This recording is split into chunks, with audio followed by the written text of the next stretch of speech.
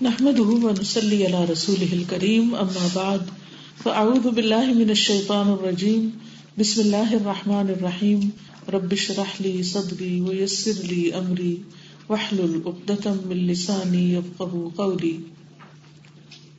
آپ میں سے کتنے لوگوں نے پہلے اللہ سبحانہ وتعالیٰ کے یہ دو نام پڑھے ہیں یا سنے ہیں، الظاہر الباطن؟ آپ سب نے۔ الظاہر کا کیا مطلب ہے؟ الظاہر کا لفظ آتے ہی آپ کے ذہن میں کیا آتا ہے؟ ظاہر سامنے اور موجود ہونا نہیں، جو ہمارے ظاہری معاملات کو دیکھتا ہے۔ پہلی بات تو یہ کہ کیا ہمیں اللہ تعالیٰ کی پہچان ہونی چاہیے؟ کیوں ہونی چاہیے؟ اللہ تعالیٰ کو پہچاننے کا فائدہ کیا ہے؟ جی، اللہ تعالیٰ سے محبت پیدا ہوگی، اللہ سبحانہ تعالیٰ سے محبت پیدا ہوگی، اور کیا ہوگا؟ اللہ ہمارا الہ ہے نا، تو ہم جانیں گے تبھی اس کی عبادت کر پائیں گے۔ جی ہاں، اللہ تعالیٰ نے ہمیں اپنی عبادت کے لیے پیدا کیا ہے نا؟ واقعی اس بات کو تو ہم سب جانتے ہیں۔ اس کی کیا دلیل ہے کہ اپنی عبادت کے لیے پیدا کیا؟ کیا پتا ہمیں کھانے پینے کے لیے، شاپنگ کرنے کے لیے، اچھے اچھے کپڑے پہننے کے لیے، شادی کرنے کے لیے، بچے پیدا کرنے کے لیے، گھر بنانے کے لیے، جاب کرنے کے لیے پیدا کیا ہو۔ یہ بات ہمیں کہاں سے پتہ چلتی ہے؟ قرآن مجید سے۔ اور کیا جو کچھ قرآن میں لکھا ہے اس کو ماننا بھی ضروری ہے؟ ہم اپنی مرضی سے کیوں نہ زندگی بسر کریں، اور جو ہماری عقل میں سمجھ آتی ہے کوئی بات، وہی ہمارا دین و مذہب کیوں نہ ہو۔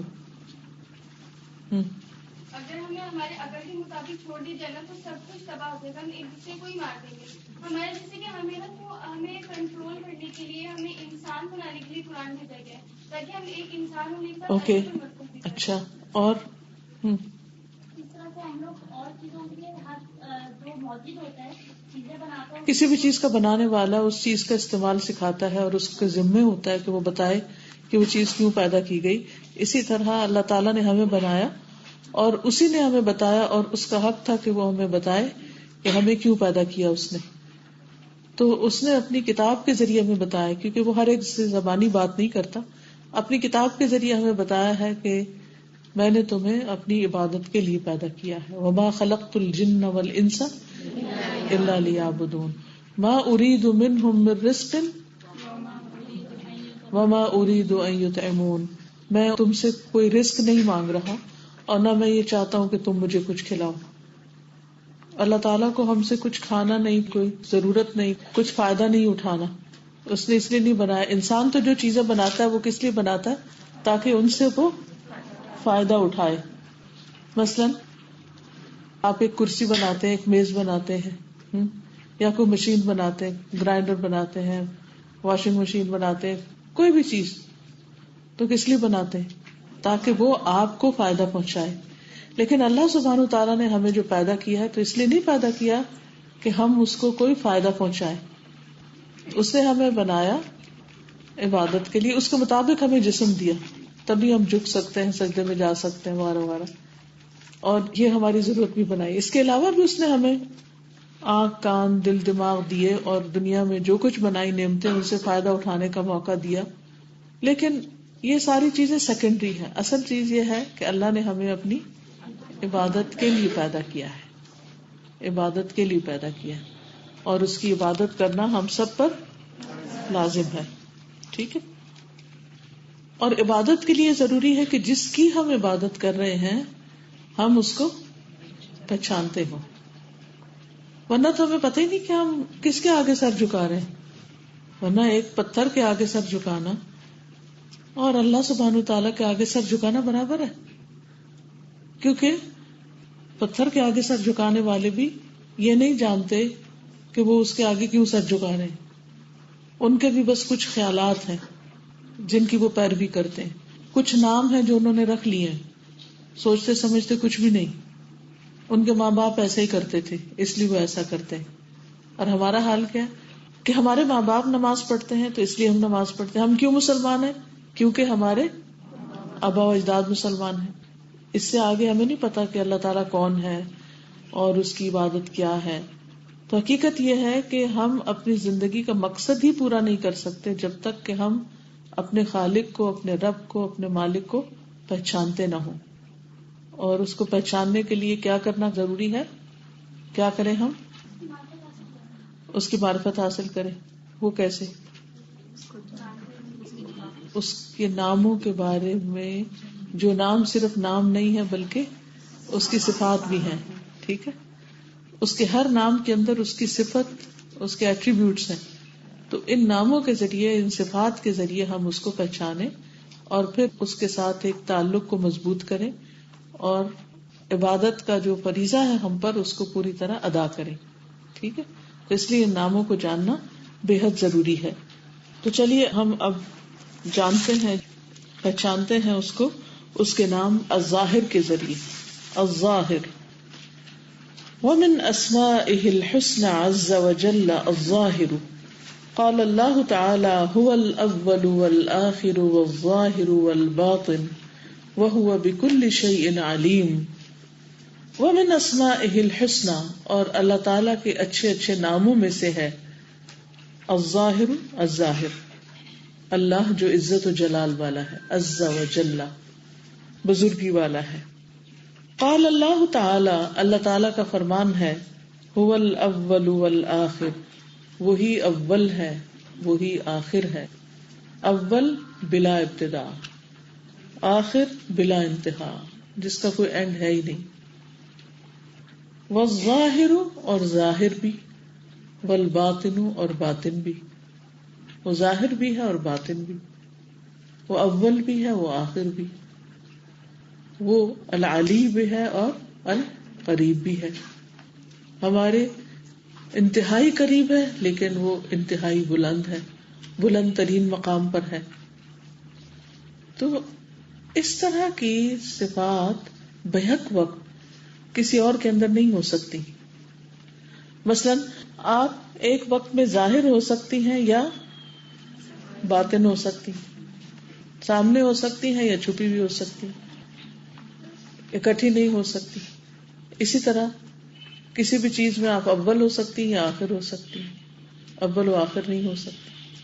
عام انسانی مفہوم میں جو لیا جاتا ہے، اللہ سبحانہ وتعالیٰ کے یہ دو نام استعمال کیے جاتے ہیں تو اس سے بہت آگے اور بہت دور رس اس کے معنی ہوتے ہیں. ٹھیک ہے، تو ابھی میں آپ کو بتاتی ہوں کہ ظاہر کے کیا معنی ہے.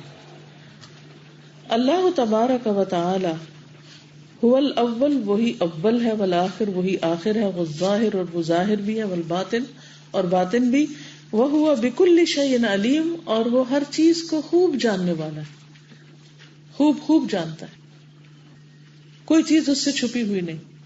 هو الأول والآخر والظاهر والباطن وهو بكل شيء عليم. اللہ تبارک و تعالی هو الظاہر علی کل شیء، اللہ سبحانہ و تعالی ہر چیز پر ظاہر ہے. کیا مطلب ہے؟ یہاں ظاہر کا عقیدہ واسطیہ میں کیا پڑھا تھا؟ غالب. شاباش، غالب یعنی ہر چیز سے اوپر.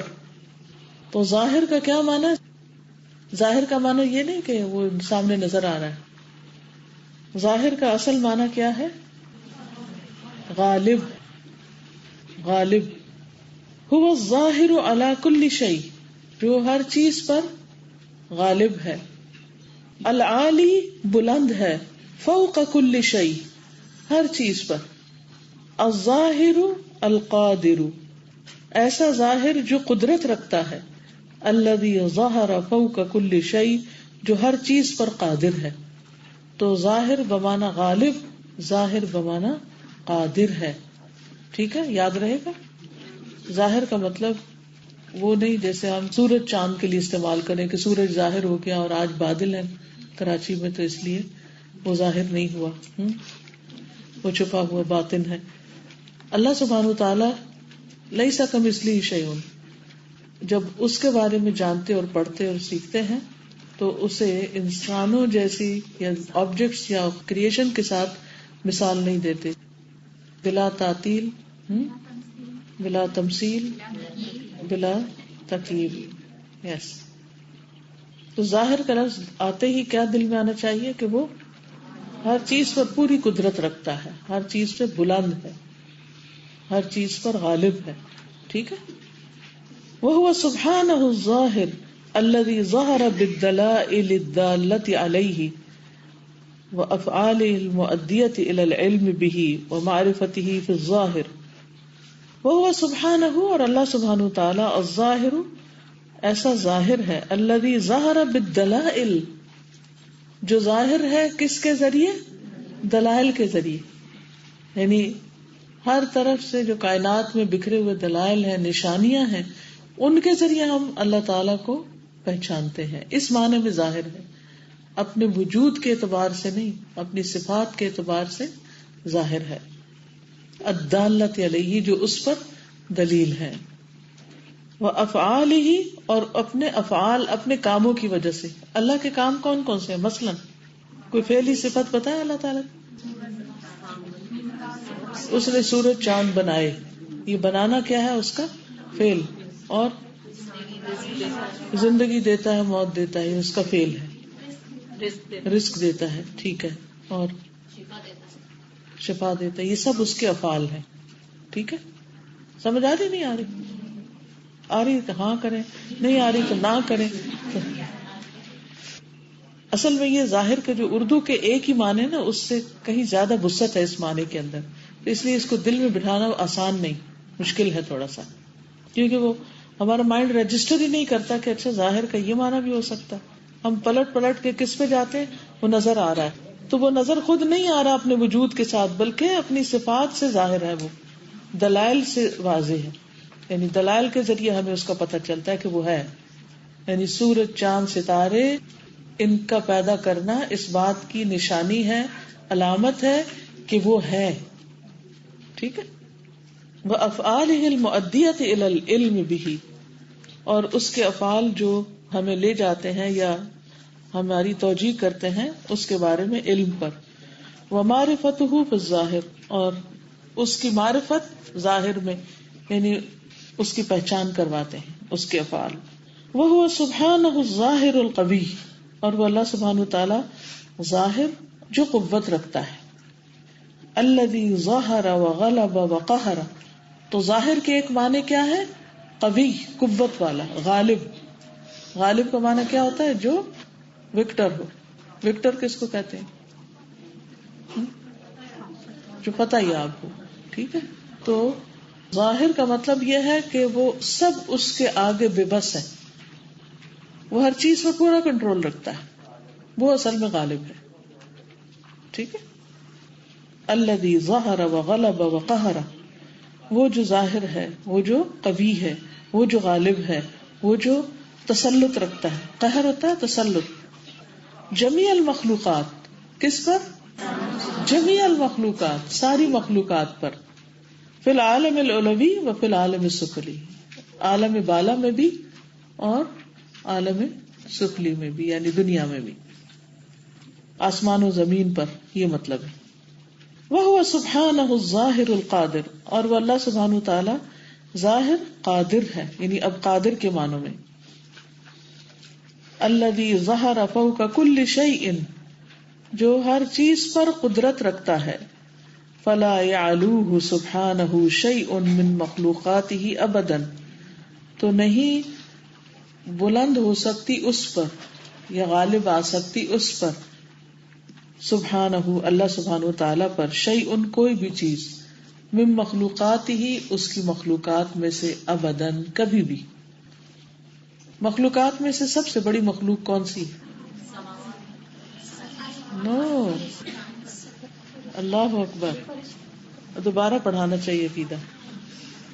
اگر آپ کو یاد ہو تو میں نے آپ کو بتایا تھا کہ اللہ سبحانہ وتعالی اپنے عرش پر، اور زمین و آسمان، ساتوں آسمان اللہ کی کرسی کے مقابلے میں کیسے ہیں؟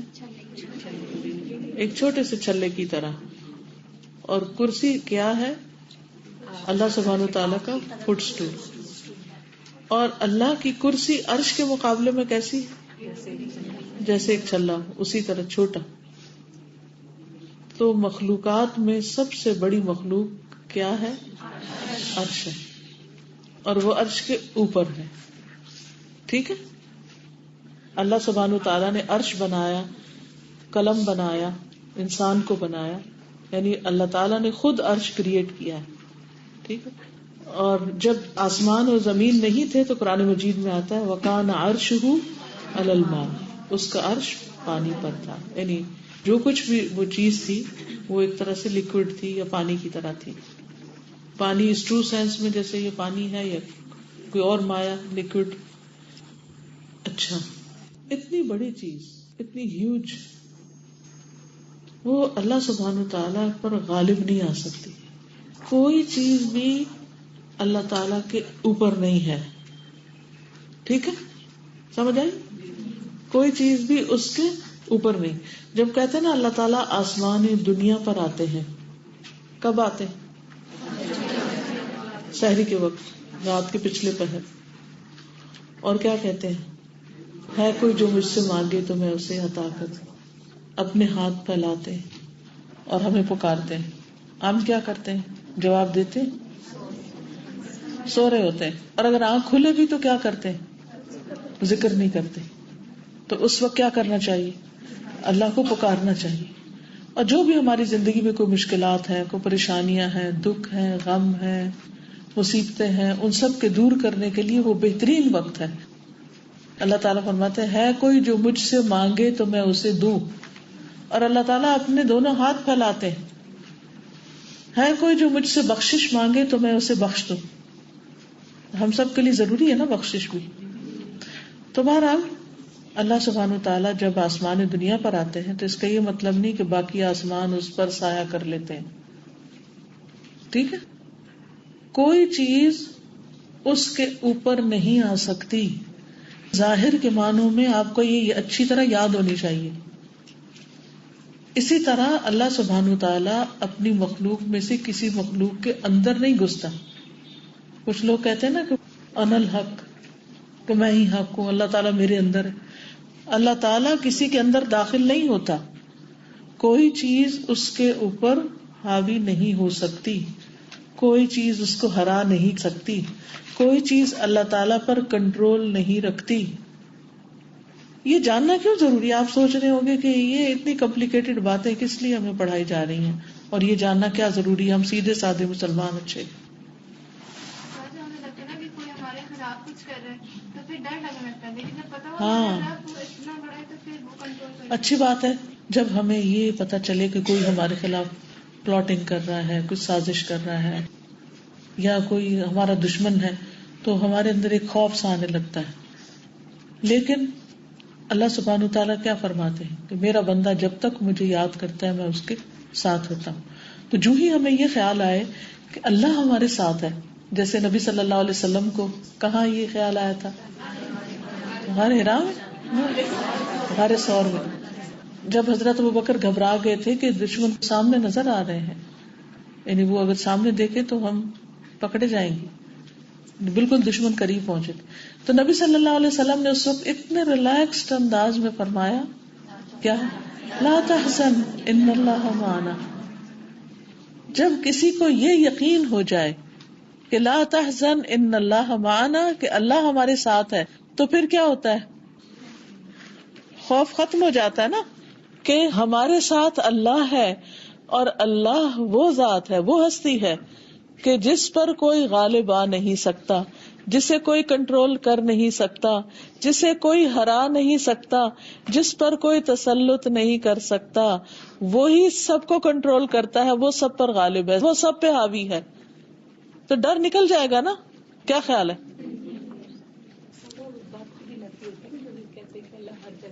جی ہاں، اس بات کی بھی نفی ہوتی ہے جو لوگ کہتے ہیں کہ اللہ تعالیٰ ہر جگہ ہے اور ہر چیز کے اندر ہے. یہ اللہ کی شان کے خلاف ہے کہ وہ مخلوق کے اندر گھس جائے. کیا خیال ہے؟ اسی طرح اگر کوئی کہ اللہ میرے دل میں ہے، تو اللہ کی یاد تو ہو سکتی ہے، اللہ تعالیٰ خود نہیں ہے وہاں. اللہ تعالیٰ عرش پر ہے، فوق العرش. ٹھیک ہے، یعنی یہ اللہ کی شان کے خلاف ہے کہ جس چیز کو وہ بنائے پھر وہ اسی کے اندر داخل ہو جائے. It doesn't make sense. ٹھیک ہے. لیکن اس طرح کے نظریات ہماری سوسائٹی میں بہت عام ہیں. تو آپ کو پتا ہونا چاہیے کہ what is right and what is wrong. استاذہ یہ تو ہمارے سلیبس میں بھی میٹرک کی جو انگلش کی بک ہے اس کے پاس پوئم ہے, اس میں وہ جو پوئٹ کہتا ہے تو اللہ تعالیٰ کا اس میں وہ ہے کہ I dwell among the people, go down among the people. اس میں اللہ تعالیٰ کی طرف سے جملہ پوئٹ نے لکھا ہے کہ اللہ تعالیٰ نے اسے یہ کہا. اوکے, اب پوئٹ اگر یہ کہتا ہے تو پوئٹ کو دلیل لانی پڑے گی کہ کیا قرآن میں لکھا ہوا ہے, یہ حدیث میں لکھا ہوا ہے, یا صرف پوئٹ کا امیجنیشن ہے. اللہ تعالیٰ کے بارے میں جو ہمارے امیجنیشن ہوتے ہیں وہ غلط ہوتے ہیں. کیوں؟ یعنی ہم میں سے ہر ایک کا امیجنیشن فرق ہے نا. تو جو بھی ہمارا امیجنیشن ہے اللہ تعالیٰ کے بارے میں, جب ہم اللہ کا نام لیتے تو کوئی چیز آنی نہیں چاہیے ذہن میں, لیکن کچھ نہ کچھ آ ہی جاتا ہے, ہوتا نا ایسے. تو اس کو نگیٹ کیا کریں کہ نہیں اللہ تعالیٰ ایسا نہیں, وہ تو اس سے زیادہ اچھا ہے. اور لا تدرکہ الابصار, ہم میں سے کس نے دیکھا؟ کسی پروفٹ نے نہیں دیکھا, کسی انسان نے نہیں دیکھا. تو جب دیکھا ہی نہیں تو ہاؤ کین یو ڈسکرائب ہم and how can you imagine. تو امیجنیشن تو وہاں فیل ہو جاتا ہے, ہار جاتا ہے, پیچھے چھوٹ جاتا ہے, رہ جاتا ہے. ٹھیک ہے, چلیے. فلا یعلوہ سبحانہ شیء, تو اللہ سبحانہ تعالیٰ پر کوئی چیز بلند نہیں ہوتی, اوپر نہیں آتی. من مخلوقات ہی, اس کی مخلوقات میں سے, ابداً, کبھی بھی, کبھی بھی. فمع نزولہ الی السماء الدنیا کل لیلۃ, تو اس کے نزول کے ساتھ آسمان دنیا پر ہر رات, حین یبقى ثلث اللیل, جب رات کا 1/3 باقی رہ جاتا ہے, الآخر, آخری 1/3 جب باقی رہ جاتا ہے رات کا, لا یزال فوق العرش, تو وہ عرش پر ہی ہوتا ہے.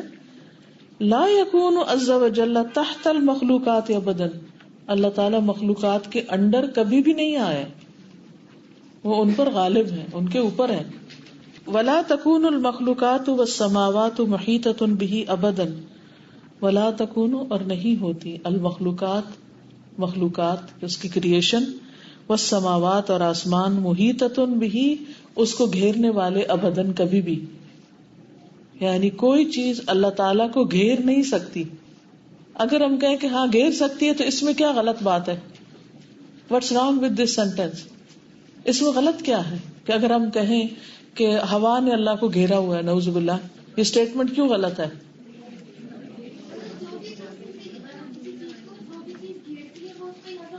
ہاں, اگر ہم یہ سمجھے نا, کسی بھی چیز کے بارے میں یہ کہیں کہ اس چیز نے اللہ تعالیٰ کو نعوذ باللہ انسرکل کیا ہوا ہے, یا لپیٹا ہوا ہے, یا اس کے اوپر ہے, یا, تو اس کا مطلب یہ ہے کہ اللہ تعالیٰ نعوذ باللہ ویک ہیں, کمزور ہیں, اور دوسری چیزیں ان پر غالب آ جاتی. تو ایسا ہرگز نہیں ہے.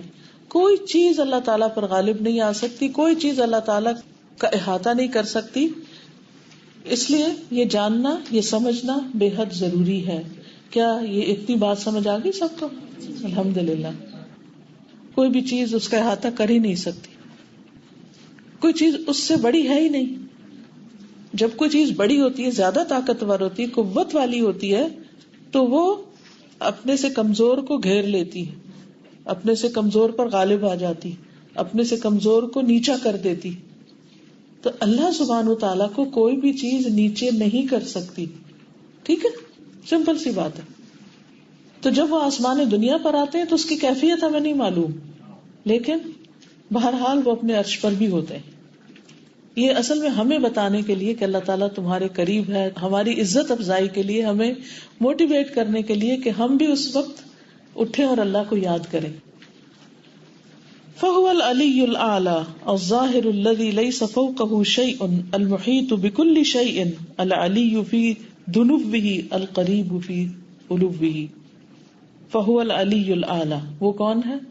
العلی الأعلی ہے. اللہ تعالیٰ کون ہے؟ العلی الأعلی. الظاہر, ایسا ظاہر, الذی لیس فوقہ شیء, جس کے اوپر کچھ نہیں. المحیط بکل شیء, وہ ہر چیز کو گھیرنے والا ہے. العلی فی دنوبہ, وہ بلند ہے اپنے قرب کے ساتھ. والقریب, اور قریب ہے, فی علوہ, اپنی بلندی کے ساتھ. یعنی بلند ہونے کے باوجود قریب ہو سکتا ہے وہ, اس کے لیے کوئی بھی چیز مشکل نہیں. فهو سبحانہ ينزل ويجيء ويأتي، تو اللہ سبحانہ وتعالی ينزل نزول فرماتے ہیں، ويجيء اور تشریف لاتے ہیں، ويأتي اور آتے ہیں، ولكن ينزل نزولا لیکن اس طرح نزول فرماتے ہیں لا يماثل نزول المخلوقین جو مخلوقات کے نزول کی طرح نہیں ہوتا. اللہ تعالیٰ ایسے نازل ہوتے ہیں کہ جس کو ہم کسی بھی کریشن کے ساتھ ریزمبل نہیں کر سکتے. واضح؟ کیونکہ وہ نہ کسی انسان کی طرح ہے، نہ کسی پہاڑ کی طرح، نہ کسی سمندر کی طرح. لیس کمثلہ شیء، اس جیسی کوئی چیز ہے ہی نہیں، وہ ان سب سے ابو ہے. تو وہ کیا ہے؟ وہ قیامت کے دن ہی ہمیں پتہ چل سکتا ہے جب اللہ تعالیٰ اپنے پیاروں کو اپنا دیدار کروائیں گے. اللہ ہمیں ان میں شامل کر لے. نزولا یختص بہ وحدہ لا شریک لہ، ایسا نزول جو اسی وحدہ لا شریک کے ساتھ بالکل خاص ہے. فلیس کمثلہ شیء، اس جیسی کوئی چیز نہیں. فی ذاتہ و اسمائہ و صفاتہ، اس کی ذات میں، اس کے ناموں میں، اس کی صفات میں، و افعالہ اور اس کے کاموں میں. کما قال سبحانہ، جیسے اللہ تعالیٰ کا فرمان ہے لیس کمثلہ شیء، اس جیسی کوئی چیز ہے نہیں. وہو السمیع البصیر، اور وہ سننے والا ہے، دیکھنے والا ہے. لیس کمثلہ شیء وہو السمیع البصیر. وعبودیۃ اللہ عز وجل باسمہ الظاہر تقتضی علم العبد بعلوہ المطلق علی کل شیء بذاتہ، وانہ لیس فوقہ شیء البتہ، وانہ قاہر فوق عبادہ یسمع ویرا ویدبر الامر من السماء الی الارض. وعبودیۃ اللہ، اور اللہ کی عبودیت، عز وجل عزت و جلال والے کی، باسمہ الظاہر اس کے اس نام ظاہر کے ساتھ، تقتضی تقاضا کرتی، یعنی اللہ کی عبادت جو اس نام کے ساتھ کی جاتی ہے، یعنی اس کو اس نام کے ساتھ پکارنا یا اس کی معرفت حاصل کرنا، یہ تقاضا کرتا ہے علم العبد، بندے کے علم کا، کہ بندے کو علم ہونا چاہیے، بعلوہ المطلق، اس کے ایبسولوٹ بلند ہونے کے بارے میں. یعنی اس نام سے ہمیں اللہ کی بلندی کا پتہ چلتا ہے کہ وہ ہر چیز سے اوپر ہے، ابو اینڈ سپر. علی کل شیء، ہر چیز پر، بذاتی، اپنی ذات کے ساتھ. وانہ لیس فوقہ شیء البتہ، اور البتہ اس کے اوپر بالکل بھی کوئی چیز نہیں ہے. وانہ قاہر فوق عبادی، اور بے شک وہ اپنے بندوں پر تسلط رکھتا ہے. یسمع ویرا، سنتا ہے اور دیکھتا ہے. ویدبر الامر من السماء الی الارض، اور وہ تدبیر کرتا ہے سارے معاملات کی، آسمان سے لے کر زمین تک. اگر کوئی بھی چیز اللہ سبحانہ وتعالیٰ سے اوپر ہو تو اللہ تعالیٰ اس کو کنٹرول کر ہی نہیں سکتے، پھر سمجھے نہیں کر سکتے. پھر تو ہر چیز کا کنٹرول میں ہونا اس بات کا اعلان ہے، اس بات کی دلیل ہے، اس بات کا ثبوت ہے کہ وہی سب سے بلند ہے، اپنی ذات میں بھی اور اپنے کاموں میں بھی اور پوری صفات میں بھی. فَإِذَا عَلِمَ الْعَبْدُ ذَلِكَ تَوَجَّهَ إِلَيْهِ وَأَقْبَلَ عَلَيْهِ وَعَارَضَ عَمَّنْ سِوَاهُ وَاجْتَمَعَ قَلْبُهُ عَلَيْهِ وَصَارَ لَهُ رَبًّا يَقْصِدُهُ وَمَعْبُودًا يَصْمُدُ إِلَيْهِ فِي حَوَائِجِهِ. فَإِذَا عَلِمَ الْعَبْدُ، پھر جب بندہ یہ بات جان لیتا ہے، کون سی بات؟ کہ اللہ ہر چیز پر بلند ہے. توجہ الیہ، تو وہ اس کی طرف متوجہ ہوتا ہے، کیونکہ یہ انسان کے اندر طلب ہوتی ہے کہ وہ اپنے سے بڑے کی طرف رجوع کرے بچپن سے ہی. مثلا ایک بچہ ہر معاملے میں جب تک اس چیز پر اس کا اپنا کنٹرول نہیں ہو جاتا، کس کی طرف رجوع کرتا ہے؟ ماں کی طرف یا باپ کی طرف. کچھ عرصہ ماں کی طرف کرتا ہے، پھر کچھ چیزیں ماں کے بس سے باہر ہوتی ہیں تو کیا کرتا ہے؟ پھر ماں کو چھوڑ کر باپ کی طرف زیادہ متوجہ ہو جاتا ہے. پھر اس کے بعد نہ ماں کی ضرورت رہتی ہے اس کو اور نہ باپ کی رہتی ہے. پھر وہ کیا کرتا ہے؟ پھر ہم کہتے ہیں اپنی زبان میں وہ انڈیپینڈنٹ ہو گیا. پہلے وہ ڈیپینڈنٹ تھا، اب وہ انڈیپینڈنٹ ہو گیا. اب اس کو کسی کی ضرورت نہیں رہی، وہ اپنے پاؤں پر کھڑا ہو گیا ہے. کتنا بھی انسان انڈیپینڈنٹ ہو، اس کو پھر بھی ضرورت ہوتی ہے. کس کی؟ کسی کی ضرورت رہتی ہے. اور وہ کون ہے؟ وہ اس کا رب ہے. کیا دنیاوی اعتبار سے کامیاب لوگ، طاقتور لوگ کسی چیز کے محتاج نہیں ہوتے؟ بعض لوگ سمجھتے ہیں کہ اگر میں فائنینشلی اسٹرانگ ہوں تو میں انڈیپینڈنٹ ہو جاؤں. خاص طور پر آج کل کی لڑکیاں وہ یہ سمجھتی ہیں کہ اگر ہم فائنینشلی اسٹرانگ ہوں گے تو ہم انڈیپینڈنٹ ہوں گے، پھر ہمیں ہسبینڈ کی ضرورت نہیں. نبی صلی اللہ علیہ وسلم فرماتے ہیں کہ عورت کسی حال میں بھی نہیں، یہ نہیں کہ یہ خوش نہیں رہتی، یہ تو گھسا پٹا جملہ ہے. اس کانٹیکس میں کئی جس میں میں کوٹ کرنا چاہ رہی ہوں، شوہر سے بے نیاز نہیں ہو سکتی. بہرحال اس کو سپورٹ چاہیے ہوتی، کیونکہ ایموشنلی بھی اسے سپورٹ چاہیے ہوتی ہے، ویسے بھی اسے اپنی زندگی کا کام کاج میں ضرورت ہوتی ہے. یعنی گھر میں ہسبینڈ وائف دونوں ہیں، دونوں ہی کما رہے ہیں، تو عورت یہ نہیں کہہ سکتی چونکہ اب میں نے کما لیا اور انف کماتی ہے، اور بلکہ بعض کیسز میں تو ہسبینڈ سے زیادہ کماتی ہے، تو وہ یہ نہیں کہہ سکتی کہ مجھے اب اس کی ضرورت نہیں. اور بعض اوقات لوگ اس بنا پر الگ ہونے کے فیصلے بھی کر لیتے، چھوٹی موٹی باتوں پہ ہرٹ ہوئے، کہا ہمیں تو ضرورت نہیں، ہم تو الگ سے خود اپنا سب کچھ کر سکتے ہیں. ایسی خواتین کو میں نے اپنی آنکھوں کے سامنے روتے دیکھا، آنسو بہاتے دیکھا ہے، ٹوٹتے دیکھا ہے، جو یہ کہیں کہ وہ صرف فائنینشلی اسٹرانگ ہونے کی وجہ سے کسی دوسرے انسان کی مدد کی مستحق. ٹھیک ہے، بعض اوقات انسان کے لیے ہسبینڈ کا سہارا نہیں ہوتا، تو ایسی صورت میں اور بہت سے لوگوں کی اس کو ضرورت ہوتی. کبھی باپ ہوتا ہے، کبھی بھائی ہوتا ہے، کبھی ماں، انہیں کے خواتین میں سے بھی کوئی ہو سکتی، دوست احباب ہو سکتے ہیں. تو انسان ہر حال میں ضرورت مند ہے، کیونکہ انسان کو اللہ نے کیسے پیدا کیا ہے؟ کمزور پیدا کیا ہے. اور خصوصاً خواتین بہرحال کمزور ہوتی ہیں، جتنی چاہے اسٹرانگ ہو جائے پھر بھی کمزور ہوتی ہیں. اگر ایک معاملے میں اسٹرانگ ہے تو کسی دوسرے معاملے میں ضرور کمزور ہوں گی. اور پھر یہ نہیں کہ صرف خواتین ہی ہوتی ہیں، مرد بھی ہوتے ہیں. یہ تو خواتین کا معاملہ تھا. ریچسٹ آف آل، سب سے زیادہ امیر انسان، کیا اسے کبھی فائنینشیل پرابلم نہیں آ سکتے؟ کیا کوئی اچانک مصیبت نہیں ہو سکتی کہ سارا کاروبار ختم ہو کر رہ جائے؟ اسے پھر بہن بھائیوں کے سپورٹ کی ضرورت نہیں ہوتی؟ ہوتی ہے نا. اور کچھ نہیں تو بینک سے قرضے لینے کے بارے میں سوچنے لگتا ہے. کبھی آپ لوگوں کو فائنینشیل کرائسس میں دیکھیں جن کی کچھ ہی عرصہ پہلے اچھی بھلی آمدنی تھی، ایک دم کوئی حادثہ ہوا، سب کچھ ختم ہو گیا. وہ قرآن میں باغ والے کا قصہ بھی آتا ہے نا. آج صبح کسی نے مجھے بتایا کہ انہوں نے اس باغ کو دیکھا ہے، وہ 50 کلومیٹر پر پھیلا ہوا باغ تھا، چھوٹا موٹا باغ نہیں تھا. تو ظاہر ہے کہ جس کا باغ 50 کلومیٹر پہ پھیلا ہوا ہو، اس کی آمدنی کتنی ہوگی، اور وہ کتنا خوشحال ہوگا، اور وہ کتنا انڈیپینڈنٹ ہوگا کہ مجھے تو کسی کی ضرورت نہیں. لیکن کیا ہوا؟ فطاف علیہا طائف من ربک وہم نائمون فاصبح کالصریم فتنادوا مصبحین. کہ یہ سب کچھ کیا ہو گیا. کبھی کبھی ایسے حادثے بھی ہوتے کہ اچانک بجلی آ گرتی اور انسان کا سب کیا کرا ختم ہو کر رہ جاتا. کبھی طاقتور سے طاقتور انسان ایسی جگہ جا پھنستا ہے کہ جہاں کوئی سہارا نہیں رہتا.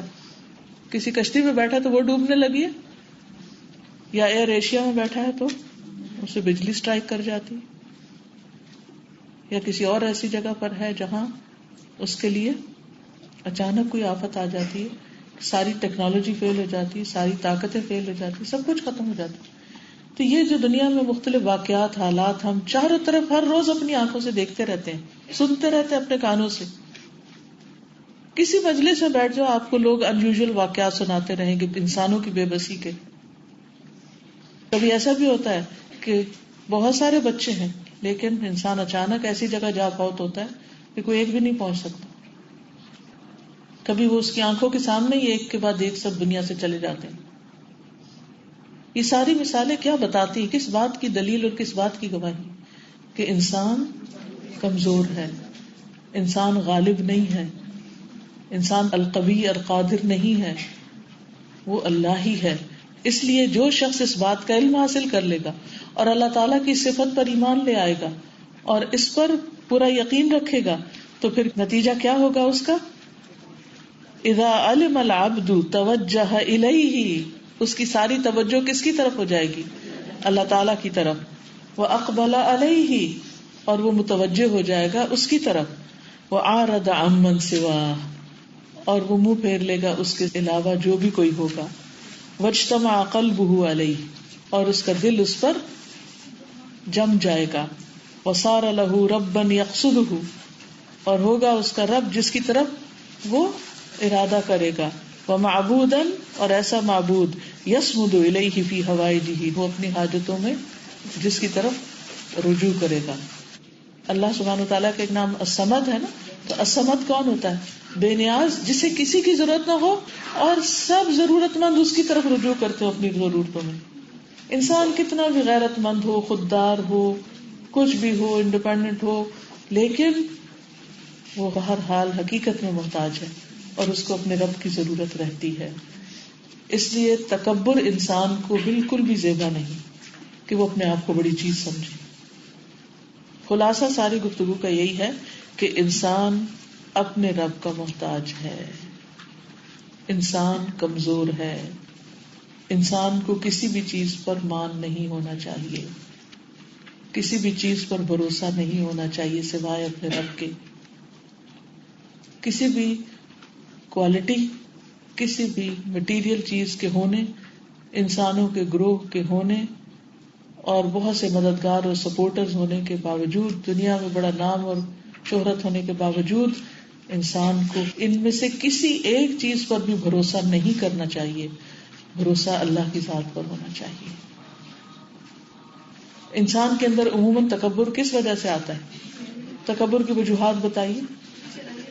اپنی صلاحیتوں پر، ٹھیک ہے، مال و دولت کی وجہ سے، اولاد کی وجہ سے، اقتدار کی وجہ سے، اثر و رسوخ کی وجہ سے، جتنے بھی اسباب ہیں تکبر کے کہ جن کے بعد انسان دوسروں کو خاطر میں نہیں لاتا، کسی کو خاطر میں نہیں لاتا، تو یہ اس کے لیے ایک بہت بڑا سبق ہے. اس تکبر اور غرور کا علاج کس چیز میں ہے؟ اللہ کو پہچاننے میں، اللہ تعالیٰ کے نام جاننے میں، اس کی صفات کو پہچاننے میں. دیکھیے، انسانوں کے ساتھ انسانوں کے تعلقات صرف اس وقت اچھے ہو سکتے ہیں، اور سب انسانوں کے ساتھ حقیقی معنوں میں اخلاق اس وقت آ سکتا ہے جب انسان کا اپنے رب کے ساتھ تعلق درست ہوتا ہے. ورنہ انسانوں کے ساتھ ہمارا رویہ کیا ہوتا ہے؟ کچھ لوگوں کے ساتھ تو ہم بہت اچھے ہوتے ہیں، بہت میٹھے ہوتے ہیں، اور وہ کون ہوتے ہیں؟ جن سے ہمارا کوئی مطلب ہوتا ہے. اور کچھ لوگوں کے ساتھ ہم انتہائی زیادتیاں کرنے والے ہوتے ہیں، اور وہ کون ہوتے ہیں؟ جو بیچارے کمزور ہوتے ہیں. یہ رویے ہیں معاشرے میں ہمارے. نوکروں کو انسان نہیں سمجھتے، غریبوں کو حقارت کی نگاہ سے دیکھتے ہیں، حتیٰ کہ بعض اوقات اپنے ہی رشتہ داروں کو بھی، اپنے والدین اور بہن بھائیوں کو بھی خاطر میں نہیں لاتے. بالکل، جس کسی کی بھی کوئی کمزوری ہوتی ہے تو اسی کو دبا لیتے ہیں. یہ کیوں ہوتا ہے؟ کیونکہ اپنے آپ کو بڑی چیز سمجھتے ہیں. اگر انسان کے دل میں یہ خیال آ جائے میں کچھ نہیں، میں تو بڑا کمزور ہوں، تو جہاں بھی کسی وجہ سے اس کے پاس کوئی طاقت ہے، اقتدار، کسی رتبے، عہدے، مال، دولت، اولاد، جو بھی دنیا میں طاقت کے اسباب ہیں، فوراً سوچے گا کہ یہ تو بڑا ہی ٹیمپریری ہے، یہ تو فوراً جانے والا میرے ہاتھ سے. اس کی وجہ سے میں اپنے آپ کو بڑی چیز سمجھ لوں اور انسانوں کو حقیر سمجھوں. تو عبادت کیا ہے؟ عبادت اللہ کو بڑا سمجھنا ہے، اس کے آگے جھکنا ہے اور اس کے احکام کے آگے جھکنا ہے کہ اس نے فرمایا بس مجھے مان لینا ہے، اسی میں میری بھلائی ہے. چاہے وہ بات دل کو لگتی ہے فوری طور پر یا نہیں، عقل میں آتی ہے نہیں، اللہ نے کہہ دی بس کافی ہے میرے لیے. تو جب تک اللہ کی پہچان نہیں ہوتی نا تو ہمارا دین مکمل نہیں ہوتا. جب تھوڑا سا ہم لوگ قرآن پڑھ لیتے ہیں نا تو سب سے پہلے علم کا تکبر ہمیں آتا ہے، اور وہ کتنا مسئلہ کرتا ہے آگے جا کے کہ جو ہم سکھانا چاہتے ہیں الٹا وہ الٹ ہو جاتا ہے ہمارے تکبر کی وجہ سے. بالکل، چاہے دین کا علم ہو، چاہے دنیا کا علم ہو، چاہے عبادت کا تکبر ہو، کسی بھی چیز کا ہو، تو تکبر نکالنے کا طریقہ کیا ہے؟ اللہ تعالیٰ کے اسماء پر، صفات پر غور کریں کہ وہ کیسا ہے. جب اس کا مقام سمجھ میں آئے گا، جب اپنا مقام سمجھ میں آئے گا تو تکبر نکل جائے گا اور زندگی بڑی آسان ہو جائے گی. یاد رکھیں تکبر کے نکلنے سے زندگی بڑی آسان ہو جاتی، کیونکہ انسان ہر ایک کا خیر خواہ ہو جاتا ہے نا، ہر ایک کے ساتھ اچھے انسانوں جیسے سلوک کرتا ہے، جانوروں جیسا کسی کے ساتھ سلوک نہیں کرتا، کسی کے ساتھ بدتمیزی نہیں کرتا، کسی کے ساتھ اکڑ پن نہیں کرتا، کسی کو معمولی چیز نہیں سمجھتا کہ میں بہتر ہوں. سادہ غصہ بھی اکثر ہمیں تکبر ہی کی وجہ سے سب خرابیاں ہیں تکبر کی وجہ سے. اب اس کو ڈیپ ڈاؤن جا کے سوچیے. پریکٹیکل کرنا ہے بڑی ہماری چیز ہے، ایک طرح سے کہ انالائز کرنا اور استغفار کرنا، اس سے جو جذبہ تشکر بڑھتا ہے، پھر عبادت خود بخود دل چاہتا ہے انسان کا کہ وہ جھک جائے اللہ کے آگے، کہ اس کو انالائز نے کر لیا، اس کو اس کا نتیجہ کنکلوڈ کر لیا اس نے، پھر اس کے آگے جھکنے کو خود بخود انسان مجبور ہو جاتا ہے. نہ صرف یہ کہ انسان اللہ کے آگے جھکتا ہے بلکہ بندوں کے آگے بھی عاجزی اختیار کرتا ہے. تو جھکنے کا معنی یہ نہیں کہ وہ باؤ ڈاؤن کرتا ہے ان کے آگے، یعنی تواضع اختیار کرتا ہے. اچھا جب یہ تواضع اختیار کرتا ہے تو کیا کرتا ہے؟ ان کی بات غور سے سنتا ہے. اللہ نے ہمیں قرآن میں کہا لا تصعر خدک للناس، لوگوں سے منہ پھیر کے مت بات کرو. یہ کس چیز کی علامت ہے؟ تکبر و غرور کی. کبھی ہم نے جائزہ لیا کہ کتنی دفعہ ہم اپنے کولیگز کے ساتھ، اپنے ماں باپ کے ساتھ، ہم اپنے بہن بھائیوں کے ساتھ، ہم اپنے نوکروں کے ساتھ اسی لہجے میں اور اسی سٹائل میں بات کر رہے ہوتے ہیں جس سے اللہ سبحانہ وتعالیٰ نے کیٹیگوریکلی منع فرمایا ہے ایسا نہیں کرنا. کیوں اس وقت کر رہے ہوتے ہیں؟ کیونکہ اس وقت ہمارے اندر ایک خناس بھرا ہوا ہوتا ہے کوئی. تو اللہ پر ایمان لانے کا تقاضا ہے کہ اللہ کی صفات پر غور کریں، اور صفات پر غور کرنے کا فائدہ یہ ہے کہ ہمارے اللہ تعالیٰ اور بندوں کے ساتھ تعلقات درست ہو جاتے ہیں، اور جب تعلقات درست ہوتے ہیں تو ہماری زندگی چین میں آ جاتی ہے، ہم پرسکون انسان ہو جاتے ہیں. کیونکہ نہ ہم کسی کو ذلیل کریں گے، نہ ہم کسی کو حقیر سمجھیں گے، نہ ہم کسی سے برا کریں گے. پھر جواباً کیا ہوگا؟ آپ کو بھی کوئی برا نہیں کرے. جب آپ دوسروں سے انسانوں کی طرح بات کریں گے تو کیا دوسرے آپ سے حیوانوں کی طرح کریں گے؟ وہ آپ کے رویے سے سیکھیں گے. اور نہ صرف یہ کہ دنیا میں بلکہ مرنے کے بعد بھی آپ کی پہچان کیا ہوگی. آپ کا نوکر آپ کے بارے میں کیا کہتے ہیں کہ بی بی کیسی ہے، وہ کیا گواہی دیتا ہے باہر. وہ مرنے کے بعد جب آپ کو یاد کرے گا کیا گواہی دے گا؟ سوچئے کبھی. اور وہ گواہی لکھی جائے گی کہ نہیں؟ وہ لکھی جائے گی. والعافین عن الناس پہ انسان عمل کر ہی نہیں سکتا جب تک انسان یہ نہ سمجھے کہ مجھ سے بھی غلطی ہوتی ہے، چلو کسی سے ہو گئی تو معاف کر دو. جی تکبر جو مجھے سے لگتا ہے جیسے ایک ناجائز قسم کا فال ہے، انسان اپنے لیے بڑا پروٹیکٹڈ فیل کرتا ہے، بالکل. دوسرے پہ جنائی کر دیتا ہے اس طرح کی باتیں، اور اللہ کی صفات جو ہے وہ انسان کو اس فال سے باہر نکالتی ہے. بالکل. اب اس میں آپ دیکھیے کہ نہ صرف یہ کہ بندوں کے ساتھ ہمارا رویہ اور یہ سب چیزیں ٹھیک ہوں گی، ایون ہمارے لہجے پر بھی اثر پڑے گا. کیا خیال ہے؟ ہماری لسننگ کوالٹی بہتر ہوگی کہ ہم انسان کو انسان سمجھیں گے تو ذرا ہم دھیان سے سنیں گے بات. اور اچھے ریلیشن شپ کے لیے اچھا لسنر ہونا بہت امپورٹنٹ. نبی صلی اللہ علیہ وسلم کی اس سنت پر بھی عمل کرنا چاہیے کہ جب آپ کسی سے بات کرتے تھے پوری طرح متوجہ ہو جاتے تھے، لیکن اکثر ہم یہ باتیں بھول جاتے ہیں.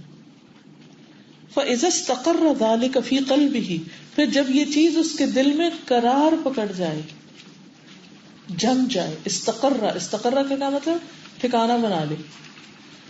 وَعَرَفَ رَبَّهُ بِاسْمِهِ الظَّاهِرِ، اور وہ پہچان لے اپنے رب کو اس کے نام ظاہر کے ساتھ.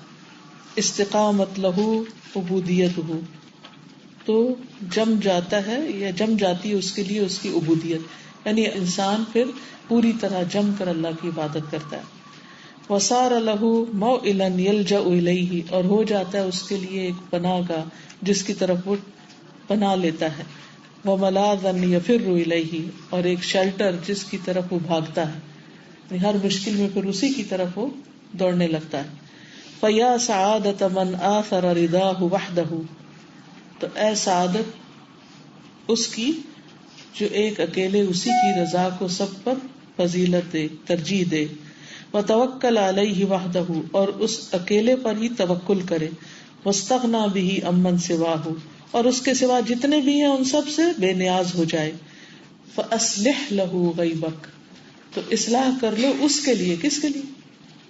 اللہ کے لیے. غیبک، اپنے غیب کی پوشیدہ احوال کی. فإنہ عندہ شہادہ، کیونکہ وہ تیرے لیے حاضر ہے. یعنی اللہ سبحانہ وتعالی ہر چیز پر مطلع ہے. وزکی لہ باطنک، اور تزکیہ کر لو اس کے لیے اپنے باطن کا. کیوں؟ فإنہ عندہ ظاہر، کیونکہ تیرا باطن اس کے لیے بالکل ظاہر ہے. تو ظاہر کا ایک معنی یہ بھی ہے کہ اس سے کوئی چیز چھپی ہوئی نہیں. هو الاول والآخر والظاہر والباطن وهو بكل شيء علیم. وہی اول، وہی آخر، وہی ظاہر، وہی باطن، اور ہر چیز کا پورا علم رکھتا ہے. هو الأول والآخر والظاهر والباطن وهو بكل شيء عليم. اس دعا کا فائدہ بتائیے. مجھے پتا چل جائے گا آپ ایاک نستعین پڑھے ہوئے ہیں. اس دعا کا فائدہ بتائیے. وسوسوں سے بچنے کی دعا ہے. آپ میں سے کبھی کسی کو کوئی وسوسہ آیا؟ شیطان کی طرف سے کوئی وسوسہ کبھی آیا؟ جی سب کو آتے ہیں. برا کام کرنے کے لیے وسوسے آتے ہیں.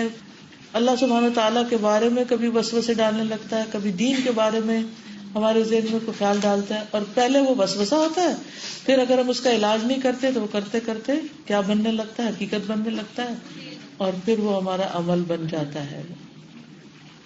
آدم علیہ السلام کے ساتھ اس نے کیا کیا تھا؟ کیسے پھسلایا تھا؟ کیسے بہکایا تھا؟ وسوسے سے آغاز ہوا تھا. وسوسہ جتنا معمولی لگتا ہے اتنی ہی خطرناک چیز ہے، بہت ہی خطرناک. تو اس کے لیے کیا کرنا چاہیے؟ یہ دعا پڑھنی چاہیے. حتیٰ کہ اگر آپ کو کسی سے کوئی حسد ہو گیا، مثلا کسی سے چڑ ہو گئی ہے، ہو جاتا ہے ایسا کبھی ہوا؟ اچھا، جس سے حسد ہو، جس سے چڑ ہو، اس کے بارے میں دل میں کیا خیال آتا ہے؟ کتنی دفعہ آتا ہے؟ کب کب وہ ستاتا ہے خیال؟ جیسے یہ فارغ ہوتے ہیں کسی بھی کام سے، نہ بھی فارغ ہو پھر بھی وہ خیال کسی وقت چھوٹتا ہی نہیں، وہ ذہن سے الگ ہوتا ہی نہیں. خواب میں پھر میں نے اپنی ایسی ساری چیزوں کا علاج اس دعا سے کیا اور انتہائی فائدہ ہوا.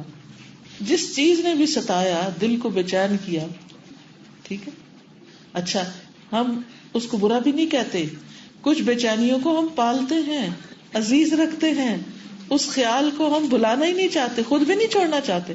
مثلا بچے کا خیال، اور بار بار آئے جا رہا ہے، خصوصاً بچہ اگر باہر کے ملک چلا جائے، پڑھنے چلا جائے، یا اس کی شادی ہو جائے اور وہ اپنی بیوی کے ساتھ خوش ہو، تو پھر کیا ہوتا ہے؟ ماں کی نیند پھر اڑ جاتی ہے.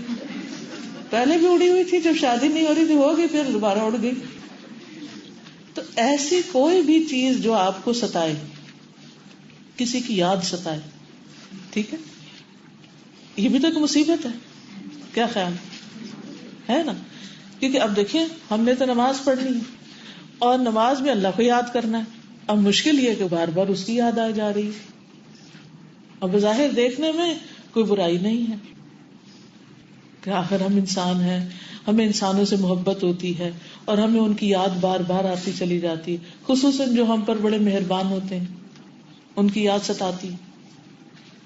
اب کیا کریں؟ اچھا پھر جب ہم نماز کے لیے کھڑے ہوتے ہیں تو ان کی یاد ہم سے الگ نہیں ہوتی، پھر ہم اور پریشان ہوتے ہیں اور سٹ پٹاتے ہیں کہ یہ کیا ہو گیا، نماز میں بھی خیال آیا چلا جا رہا ہے. ان سب مشکلات کا حل اس دعا میں ہے. آپ صبح شام اس کو پڑھنا شروع کر دیں. رات کو سوتے وقت کی دعاؤں میں بھی اللہ تعالیٰ کی یہ صفات آتی، ٹھیک ہے. تو سونے جاگنے کے آداب، بائی دا وے آپ لوگ کے پاس وہ اپلیکیشن ہیں سونے جاگنے کے آداب اور ایاک نستعین، پھر تو کچھ مشکل ہی نہیں، کیونکہ ساری دعائیں ابھی حفظ نہیں ہوئی، اور حفظ ہو بھی جائیں تو ترتیب نہیں یاد رہتی، کچھ نہ کچھ چھٹ جاتا ہے. تو پڑھنا بڑا مشکل لگتا تھا کہ سارے سو رہے ہیں، ہم کیسے ٹیبل لیمپ آن کریں، دوسروں کو ڈسٹرب کریں. تو اب تو کیا موبائل میں چپکے سے رضائی میں گھس کے لوگ انسانوں سے چیٹ کرتے ہیں، آپ اپنے رب سے کریں، آپ اپنے رب سے باتیں کریں اور یہ ساری دعائیں آرام سے پڑھ لیں. ٹھیک ہے نا. تو اس سے کیا ہوتا ہے, انسان ذہنی اور قلبی طور پر آزاد ہو جاتا ہے. اس کا مطلب نہیں کہ دنیا کے ہر انسان سے تعلق کاٹ لیں, ہر رشتہ ناتا توڑ لیں اور بے حس ہو جائیں, نہ بچوں کو یاد کریں اور نہ بڑوں کو, نہ کسی اور کو. نہیں, ہر چیز اعتدال میں اچھی ہوتی ہے. جو محبت اعتدال میں ہوتی ہے وہ خوشی دیتی ہے, اور جو محبت اعتدال سے بڑھ جائے, چاہے اپنے بچے کی بڑھ جائے یا شوہر کی بڑھ جائے یا ماں باپ کی, کسی کی بھی, وہ اذیت بن جاتی, وہ مصیبت بن جاتی. تو کیا آپ اس مصیبت کو پالے رکھیں گے؟ کوئی بھی چیز جو ہمیں نماز میں پریشان کرے وہ وسوسہ ہے.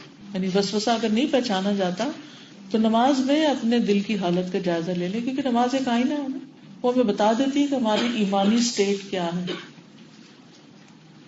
پتہ نہیں ہماری نمازوں کا بنے گا کیا. مجھے تو بہت ہی ڈر لگتا ہے کہ اللہ نے وعدہ کیا ہے, قد افلح المؤمنون الذین هم فی صلاتهم خاشعون, یقیناً فلاح پا گئے وہ مومن جو اپنی نمازوں میں خشوع اختیار کرتے ہیں.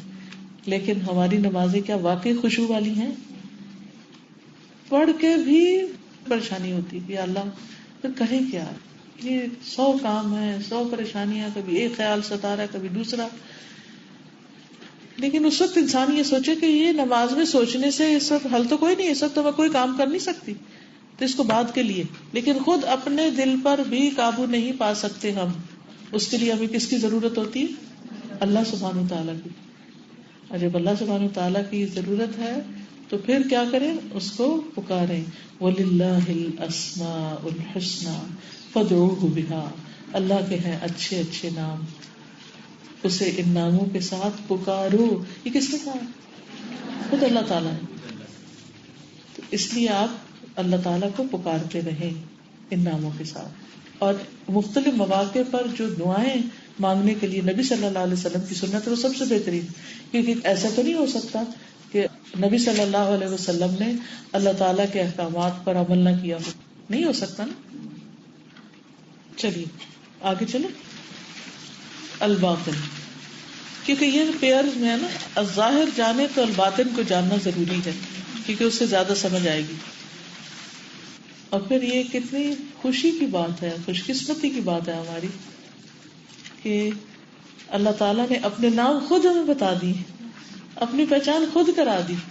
اگر وہ ہمیں نہ کراتا اپنی پہچان تو ہمارے پاس کیا ذریعہ ہوتا یہ جاننے کا کہ وہ ظاہر ہے اور باطن ہے؟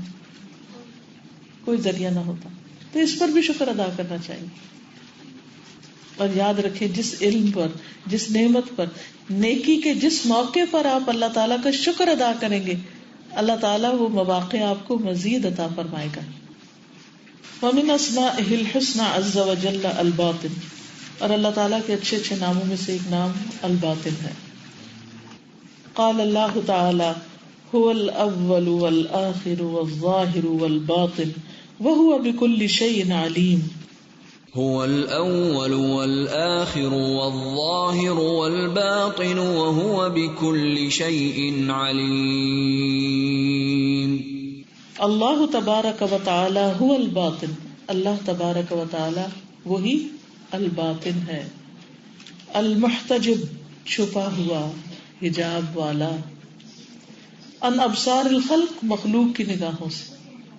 اللہ تعالیٰ نے یہ صفت خواتین کے لیے پسند کی. الذی لا یراہ احد فی الدنیا, وہ ذات جس کو دنیا میں کوئی دیکھ نہیں پاتا. ولا تدرکہ الابصار فی الآخرہ, اور نہ نگاہیں آخرت میں اس کا ادراک کر سکتی, پوری طرح پرسیو نہیں کر سکتی. ولا تحیط بہ سبحانہ, اور نہ اللہ سبحانہ تعالیٰ کا احاطہ کر سکتی ہے. لا تدرکہ الابصار وہو یدرک الابصار وہو اللطیف الخبیر, نگاہیں اس کو نہیں پا سکتی اور وہ نگاہوں کو پا لیتا ہے, اور وہ باریک بین خبر رکھنے والا ہے. فالمؤمنون فی الآخرۃ وإن كانوا يرونہ سبحانہ الا انہم لا یدرکونہ ولا یحیطون بہ لکمال عظمتہ وجلال کبریائہ. فالمؤمنون فی الآخرہ, مومن لوگ آخرت میں, وإن كانوا يرونہ, اگرچہ وہ اس کو دیکھتے ہوں, سبحانہ و تعالی کو, الا انہم مگر یہ کہ وہ لا یدرکونہ اس کا ادراک نہیں کر سکیں گے، اس کی حقیقت کو پوری طرح پا نہیں سکتے، ولا یحیطون بہ نہ اس کا احاطہ کر سکتے ہیں علمی اعتبار سے، لکمال عظمتی اس کی عظمت کے کمال کی وجہ سے، وجلال کبریائی اور اس کی بڑائی کے جلال کی وجہ سے. یعنی ہم چاہے اللہ تعالیٰ کو دیکھیں قیامت کے دن، اللہ کرے کہ ہم اللہ تعالیٰ کا دیدار کرنے والے، اللہ ہمیں نصیب کرے، تو بھی نگاہیں سکت ہی نہیں رکھیں گی کہ وہ حقیقت کو پا سکے. دنیا میں بھی آپ دیکھیے، کیا سب وہ چیزیں جن کو آپ اپنی آنکھوں سے دیکھتے ہیں، صرف آنکھوں سے دیکھ کر اس کی حقیقت کو پہنچ جاتے ہیں؟ مثلا کوئی مثال دے. سورج بھی دیکھتے تو ہم اسے پوری طرح نہیں دیکھ پاتے. سورج کو دیکھتے ہیں تو پوری طرح دیکھ نہیں پاتے. کیوں؟ اس لیے کہ بہت بڑا ہے، 12 لاکھ گنا بڑا ہے زمین سے. 12 لاکھ زمین بال بنا کے اس میں ڈال دیں تو آ جائیں گے، اتنا بڑا ہے. تو ہم اس کو دیکھتے تو دیکھ نہیں پاتے اس کی روشنی کی شدت کی وجہ سے، اس کی بڑائی کی وجہ سے. اور یہ اللہ تعالیٰ کی ایک ادنا سی مخلوق ہے. کئی سورج اس سے بھی کئی گنا زیادہ بڑے، اور جن گیلیکسیز کے اندر ہیں وہ کتنی بڑی ہیں، اور پھر ان کے کلسٹر اور پھر سپر کلسٹر، اور اللہ اکبر کیا کیا مخلوق اس نے پیدا کی ہوئی جو ہماری آنکھوں سے ہمیں نظر بھی نہیں آتی. اسی ملکی وے کے اندر کئی اور سورج موجود ہیں، تو ہم صرف ایک ہی دیکھ پاتے اور اس کو بھی پوری طرح دیکھ نہیں پاتے. اور اس کے اندر کیا ہو رہا ہے وہ ہماری آنکھیں نہیں دیکھ پاتی، اور نہ دیکھ کے ہم پہچان پاتے. اور جو کچھ اب تک کہا جاتا ہے اس کے بارے میں، اس کی حقیقت بھی دراصل اللہ ہی جانتا ہے کہ وہ بھی کتنی سچ. تو اگر انسان اللہ کی مخلوق کو نہیں دیکھ پاتا تو خالق کو کیسے دیکھ پائے گا؟ اللہ تعالیٰ نے موسیٰ علیہ السلام سے کہا تھا نا کہ وَلَٰكِنِ انظُرْ إِلَى الْجَبَلِ فَإِنِ اسْتَقَرَّ مَكَانَهُ فَسَوْفَ تَرَانِي. پہاڑ کو دیکھنا جب اس پہ تجلی ہو، اگر وہ اپنی جگہ پہ ٹکا رہا تو تم بھی دیکھ لو گے. لیکن کیا ہوا؟ فَلَمَّا تَجَلَّىٰ رَبُّهُ لِلْجَبَلِ جَعَلَهُ دَكًّا وَخَرَّ مُوسَىٰ صَعِقًا. تو دنیا میں تو بالکل ہی پاسبل نہیں. آخرت میں جب انسان کو ہر چیز کو انجوائے کرنے کے لیے بہت زیادہ قوتیں دی جائیں گی، اس وقت بھی صرف دیکھا جائے گا اور اس کے بعد کوئی گھور نہیں سکے گا. اچھا میں ذرا اچھی طرح دیکھوں، ایسا کوئی بھی بدتمیزی نہیں کر سکے گا. اب دیکھیں دنیا میں بھی جس ہستی کو آپ بہت رسپیکٹ دیتے ہو تو اس کو کتنا دیکھتے ہیں، یعنی آپ کی نگاہیں جمتی نہیں. جس کا بھی ایک اورا سا ہوتا ہے آپ دیکھ نہیں پاتے پوری طرح. تو یہاں بھی آپ دیکھیے کہ اللہ تعالیٰ کا ادراک نہیں کر سکیں گے، احاطہ نہیں کر سکیں گے. فالخالق جل جلالہ ذو الملکوت، خالق اللہ سبحانہ وتعالی جل جلالہ ذو الملکوت وہ بادشاہت والا ہے، والجبروت جبروت والا ہے، تسلط والا ہے، والکبریا اور بڑائی والا ہے، والعظمہ اور عظمت والا ہے. لہ العزت والعظمت اسی کے لیے عزت اور عظمت ہے، وَلَهُ الْجَلَالُ وَالْكِبْرِيَاءُ اسی کے لیے جلال اور کبریائی بڑائی ہے. وَهُوَ أَعْظَمُ وَأَجَلُّ وَأَكْبَرُ وہ بہت عظیم ہے، بہت جلال والا ہے، بہت بڑا ہے، اکبر. من ان يحيط به احد من خلقه اس سے کہ اس کی مخلوق میں سے کوئی اس کا احاطہ کرے، یعنی مخلوق میں سے خواہ کوئی انسان ہو یا فرشتہ ہو کوئی بھی احاطہ نہیں کر سکتا. لا فی الدنیا ولا فی الآخرہ نہ دنیا میں نہ آخرت میں. بل هو المحیط بکل شیء بلکہ وہ ہر چیز کا احاطہ کرنے والا ہے، ہر چیز کو گھیرنے والا ہے. اللہ الذی خلق 7 سماوات ومن الارض مثلہن یتنزل الامر بینہن لتعلموا ان اللہ علی کل شیء قدیر وان اللہ قد احاط بکل شیء علما. اللہ اللہ سبحانہ وتعالی الذی وہ ذات ہے خلق 7 سماوات جس نے 7 آسمان پیدا کیے، ومن الارض اور زمینیں بھی مثلہن انہی کی مانند، یعنی 7 آسمانوں کی طرح 7 زمینیں بھی ہیں جن پر لائف ہے، مثلہن ہے. ٹھیک. یتنزل الامر بینہن ان کے درمیان حکم اترتا رہتا ہے، لتعلموا تاکہ تم جان لو، ان اللہ علی کل شیء قدیر، کہ بے شک اللہ ہر چیز پر قدرت رکھنے والا، اس کے لیے کچھ مشکل نہیں. وان اللہ قد احاط بكل شیء علما، اور بے شک اللہ تعالیٰ نے ہر چیز کو اپنے علم. اور فلا يرون الرب مطلقا لا فی الدنیا ولا فی الاخرہ، جہاں تک کفار کا تعلق ہے تو اللہ تعالیٰ کو بالکل بھی نہیں دیکھ سکیں گے، نہ دنیا میں اور نہ آخرت میں. کیوں؟ عقوبۃ لہم، ان کے لیے سزا کے طور پر. کما قال سبحانہ، جس طرح اللہ تعالیٰ نے فرمایا کلا انہم عن ربہم یومئذ لمحجوبون، ہرگز نہیں، بے شک وہ اپنے رب سے اس دن چھپائے جائیں گے. ثم انہم لصال الجحیم، پھر بے شک وہ جہنم میں ضرور جلائے. انہ العلیم ببواطن الامور وظواہرها فلا يخفى علیہ شیء فی الارض ولا فی السماء ولا جبل ما فی وعره ولا بحر ما فی قعره. اور وہ اللہ سبحانہ تعالی العلیم ہے ببواطن الامور، سارے معاملات کے باطن کو جانتا ہے، اندر کی بات جانتا ہے، ہڈن چیزوں کو جانتا ہے. اچھا ہم تو صرف ظاہر کو دیکھتے ہیں نا، کسی نے ہم سے کوئی بات کہہ دی، جیسے کوئی کہتا ہے آئی لو یو، تو ہم اس کو یقین کر لیتے ہیں کیونکہ ہمیں تو دل کا نہیں معاملہ پتا. اس کے علاوہ کر بھی کیا سکتے ہیں؟ کوئی مشین ایجاد نہیں ہوئی کہ آپ اندر تک لگا کے کچھ جھانک کے دیکھیں. خیال کو پکڑنے والی تو کوئی مشین نہیں. لیکن اللہ سبحانہ تعالیٰ انسان کی زبان سے نکلنے والے الفاظ اور اس کے دل یا باطن میں جو کچھ ہے ان سب کو بیک بک جانتا ہے. تو الباطن کون ہے؟ جو چھپے سے چھپے امور کو بھی جانتا ہے.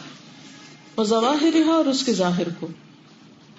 فلا يخفى علیہ شیء فی الارض ولا فی السماء، تو کوئی بھی چیز اس پر زمین میں یا آسمان میں چھپی ہوئی نہیں. ولا جبل ما فی وعری، اور نہ کوئی پہاڑ جو اس کی چوٹی میں ہے. وعر کہتے ہیں بمبی زمین کو. ولا بحر ما فی قعری، اور نہ ہی کوئی سمندر جو اس کی گہرائی میں ہے، اس کے اندر کے اندھیروں میں جو کچھ ہے اس کو بھی کوئی نہیں جانتا سوائے اس کے. یعلم السر واخفی، وہ جانتا ہے چھپے کو اور اس سے بھی زیادہ خفیہ کو. وَيَسْتَوِي عِنْدَهُ مَنْ هُوَ مُسْتَخْفٍ فِي قَعْرِ بَيْتِهِ فِي ظِلَامِ اللَّيْلِ وَمَنْ هُوَ سَائِرٌ فِي طَرِيقِهِ فِي بَيَاضِ النَّهَارِ يَسْتَوِي عِنْدَهُ فِي الْعِلْمِ بِهِ هَذَا وَهَذَا.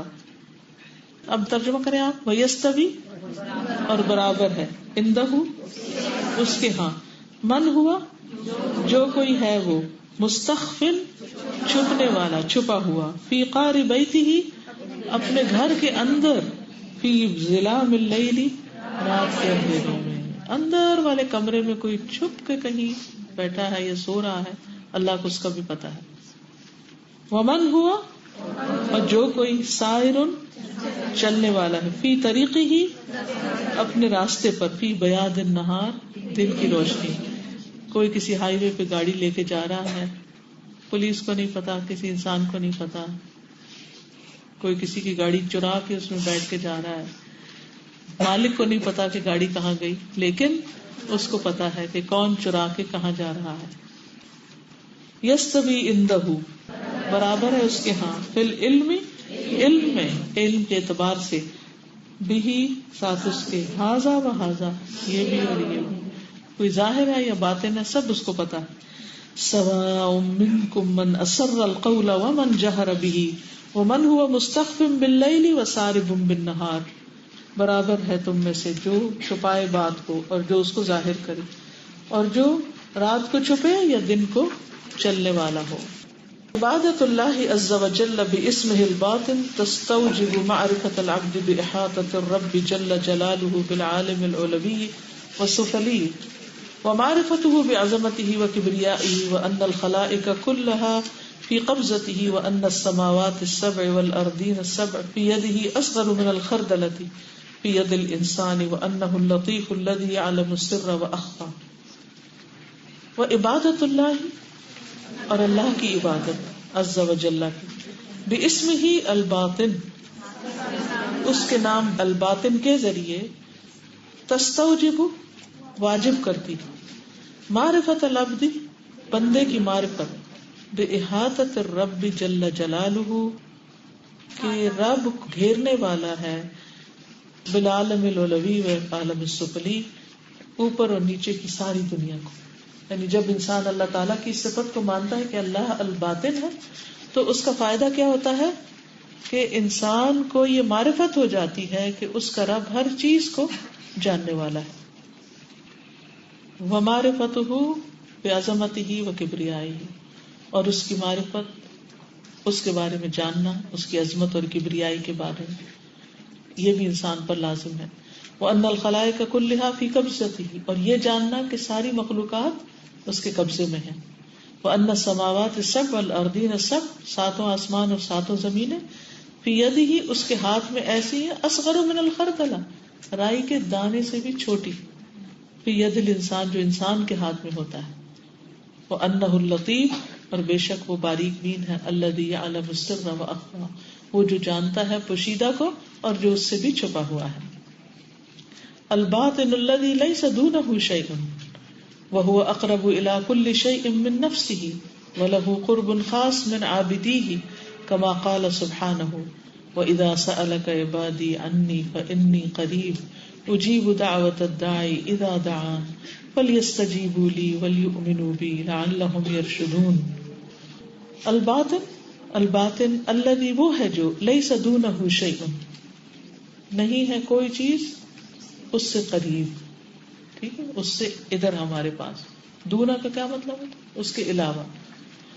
وَهُوَ أَقْرَبُ إِلَى كُلِّ شَيْءٍ مِّن نَفْسِهِ، وہ ہر چیز سے زیادہ قریب ہے انسان کے اس کے نفس سے، یعنی ہر چیز اپنی ذات سے جتنی قریب ہے اس سے بھی زیادہ اللہ اس کے قریب ہے.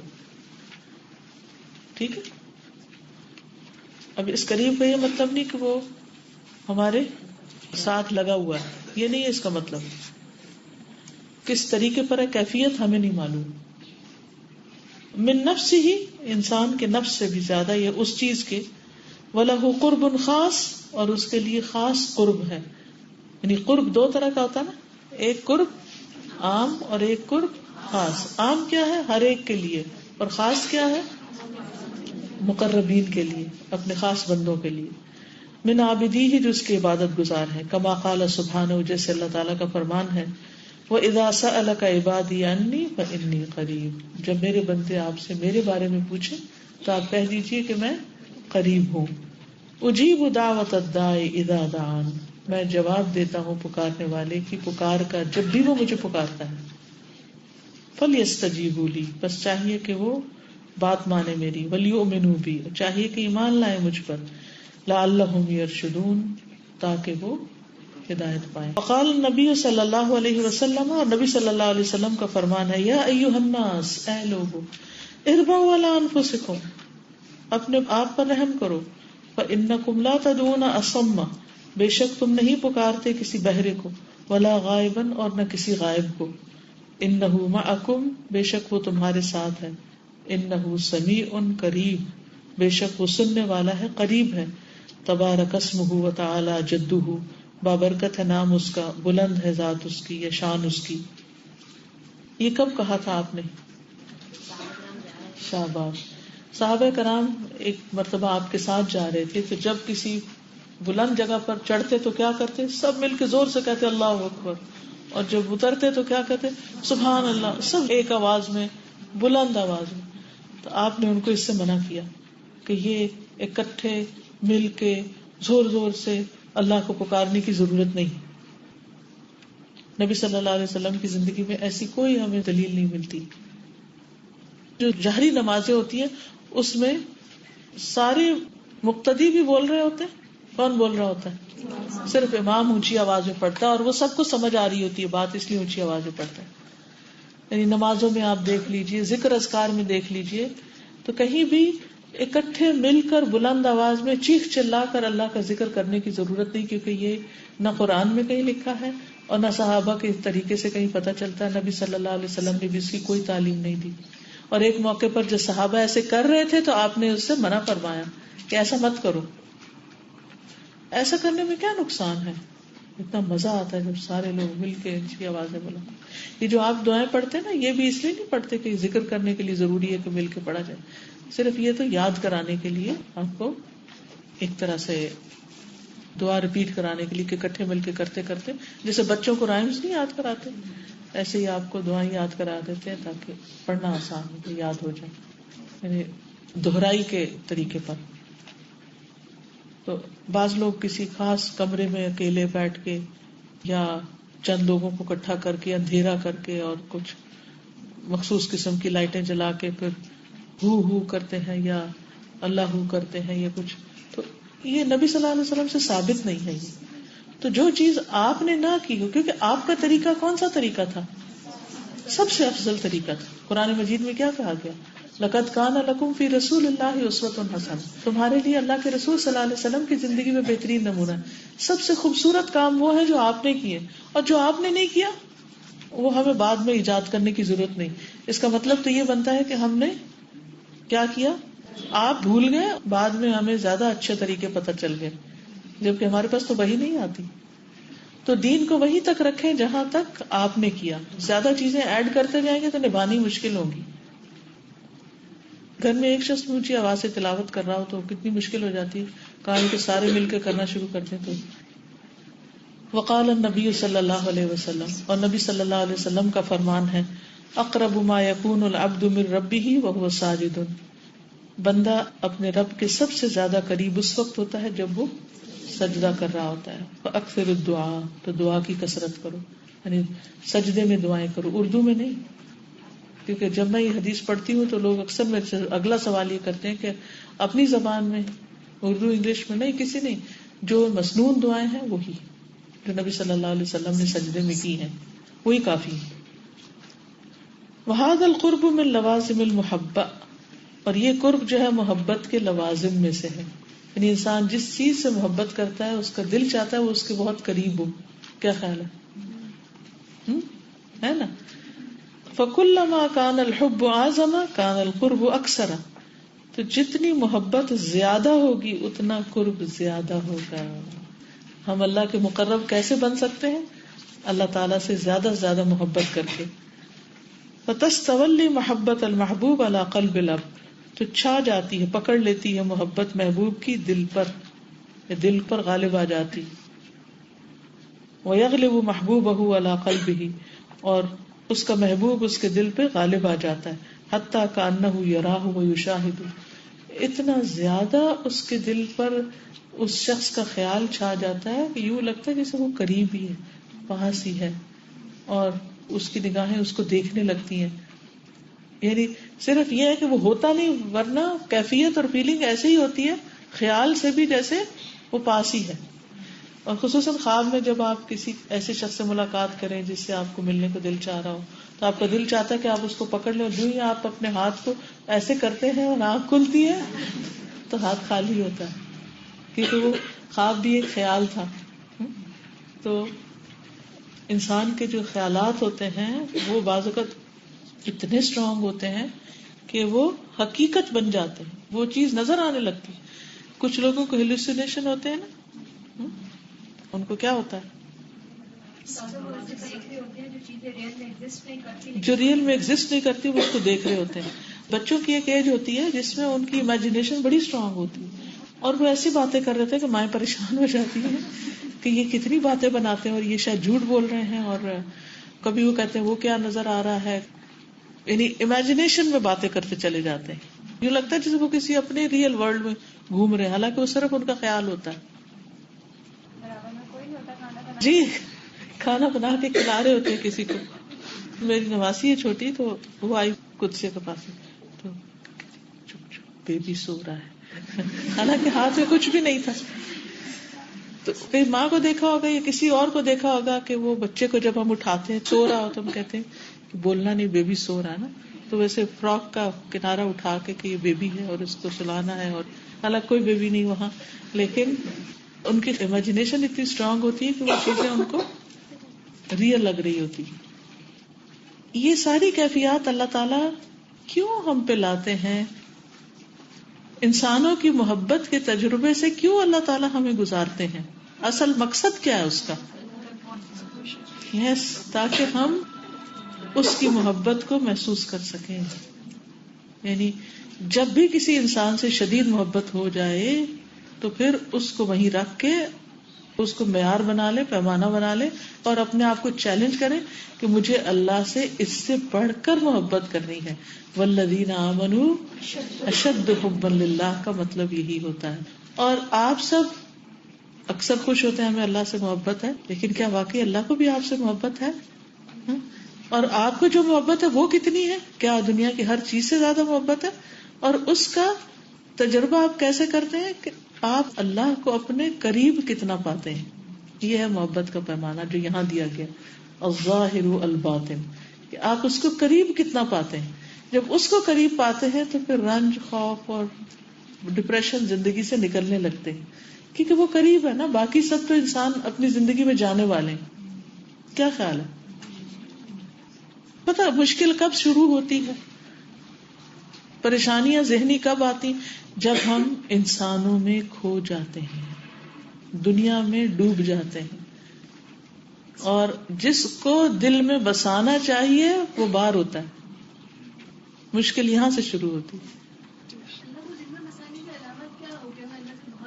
قرب محسوس ہوگا، اور تنہائی میں بھی کبھی بور ہوں گے ہی نہیں. یعنی آپ اکیلے میں بور نہیں ہوں گے، کیونکہ ہر انسان اپنے محبوب کے ساتھ اکیلا ہونا چاہتا ہے، یہ نہیں. تو آپ شکر کریں کہ آپ اکیلے ہو، تاکہ آپ اچھا سا اللہ کا ذکر کر لیں، اچھے سے نماز پڑھ لیں. جو بھی کام آپ کر رہے ہیں، جیسے قرآن بھی پڑھ رہے ہیں، کوئی بھی اچھا کام کرے، جب صدقہ بھی کر رہے ہو، کوئی نیکی کرے، جب لوگوں کے بیچ میں ہوتے ہیں تو اس وقت ہمارا حال کیا ہوتا ہے؟ کچھ لوگ اس وقت زیادہ انجوائے کر رہے ہوتے ہیں، سب کر رہے ہیں تو میں بھی کروں، اور کچھ لوگ اس وقت بور ہو رہے ہوتے ہیں کہ یہ کیا ہر طرف شور ہنگامہ، یہ سب ہٹے تو میں اچھے سے نماز پڑھ سکوں، اچھے سے اچھا کام کر سکوں. آپ صدقہ خیرات کرنا چاہتے ہیں، سب دیکھ رہے ہیں، آپ کا دل کیا چاہتا ہے کہ یہ تو میں اپنے رب کے لیے کر رہی ہوں، مجھے تو کسی کو بھی نہیں دکھانا، تو یہ ذرا ہٹ جائیں تو میں ان کی نگاہوں سے اوجھل ہو کے چھپا کے اپنے رب کو دکھا کے کروں. 3 موقع پر اپنے دل کا جائزہ لیں تو پتہ چلتا ہے کہ رب کی محبت ہے کہ نہیں. ان میں سے ایک تنہائی کے اوقات میں، کہ اس وقت دل کہاں لگا ہوا ہوتا ہے، اس وقت کیا سوچ رہے ہوتے ہیں، اس وقت دل کی کیفیت کیا ہوتی ہے. خوشی کی کیفیت ہوتی ہے یا بوریت کی کیفیت ہے، یا میں اکیلی ہوں اب کیا کروں؟ نہیں. جس کو رب مل جائے وہ اکیلا نہیں ہوتا کبھی بھی، چاہے ساری دنیا اس سے دور چلی جائے. ٹھیک.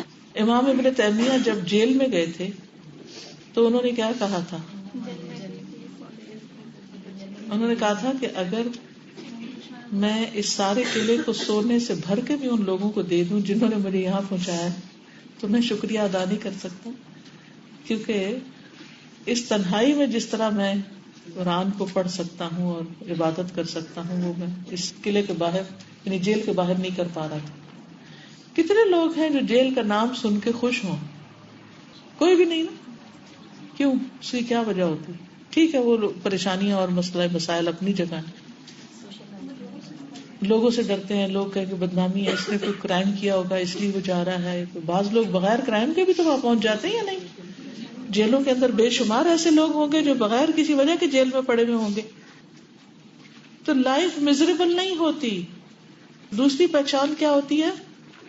ذکر کی محفلوں میں دل لگتا کہ نہیں لگتا، جہاں اللہ کی یاد ہو رہی، اللہ کی بات.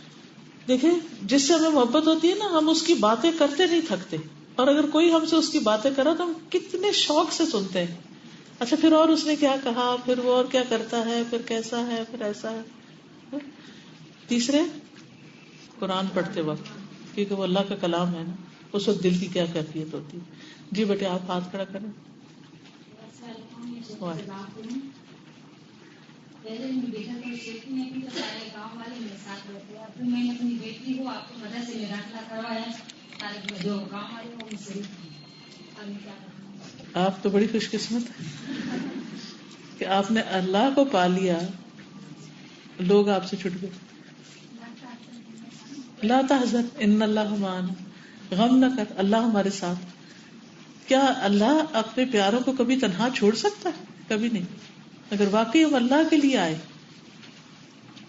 اور یہ وقتی دنیاوی چھٹکارے اور یہ کوئی آ رہا ہے زندگی میں، کوئی جا رہا ہے، یہ سب عارضی چیزیں ہیں.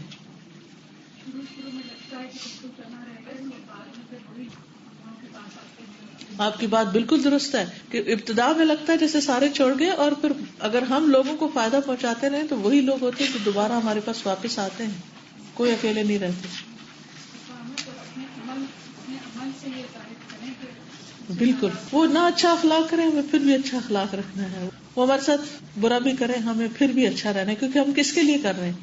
اللہ کے لیے کر رہے ہیں. جی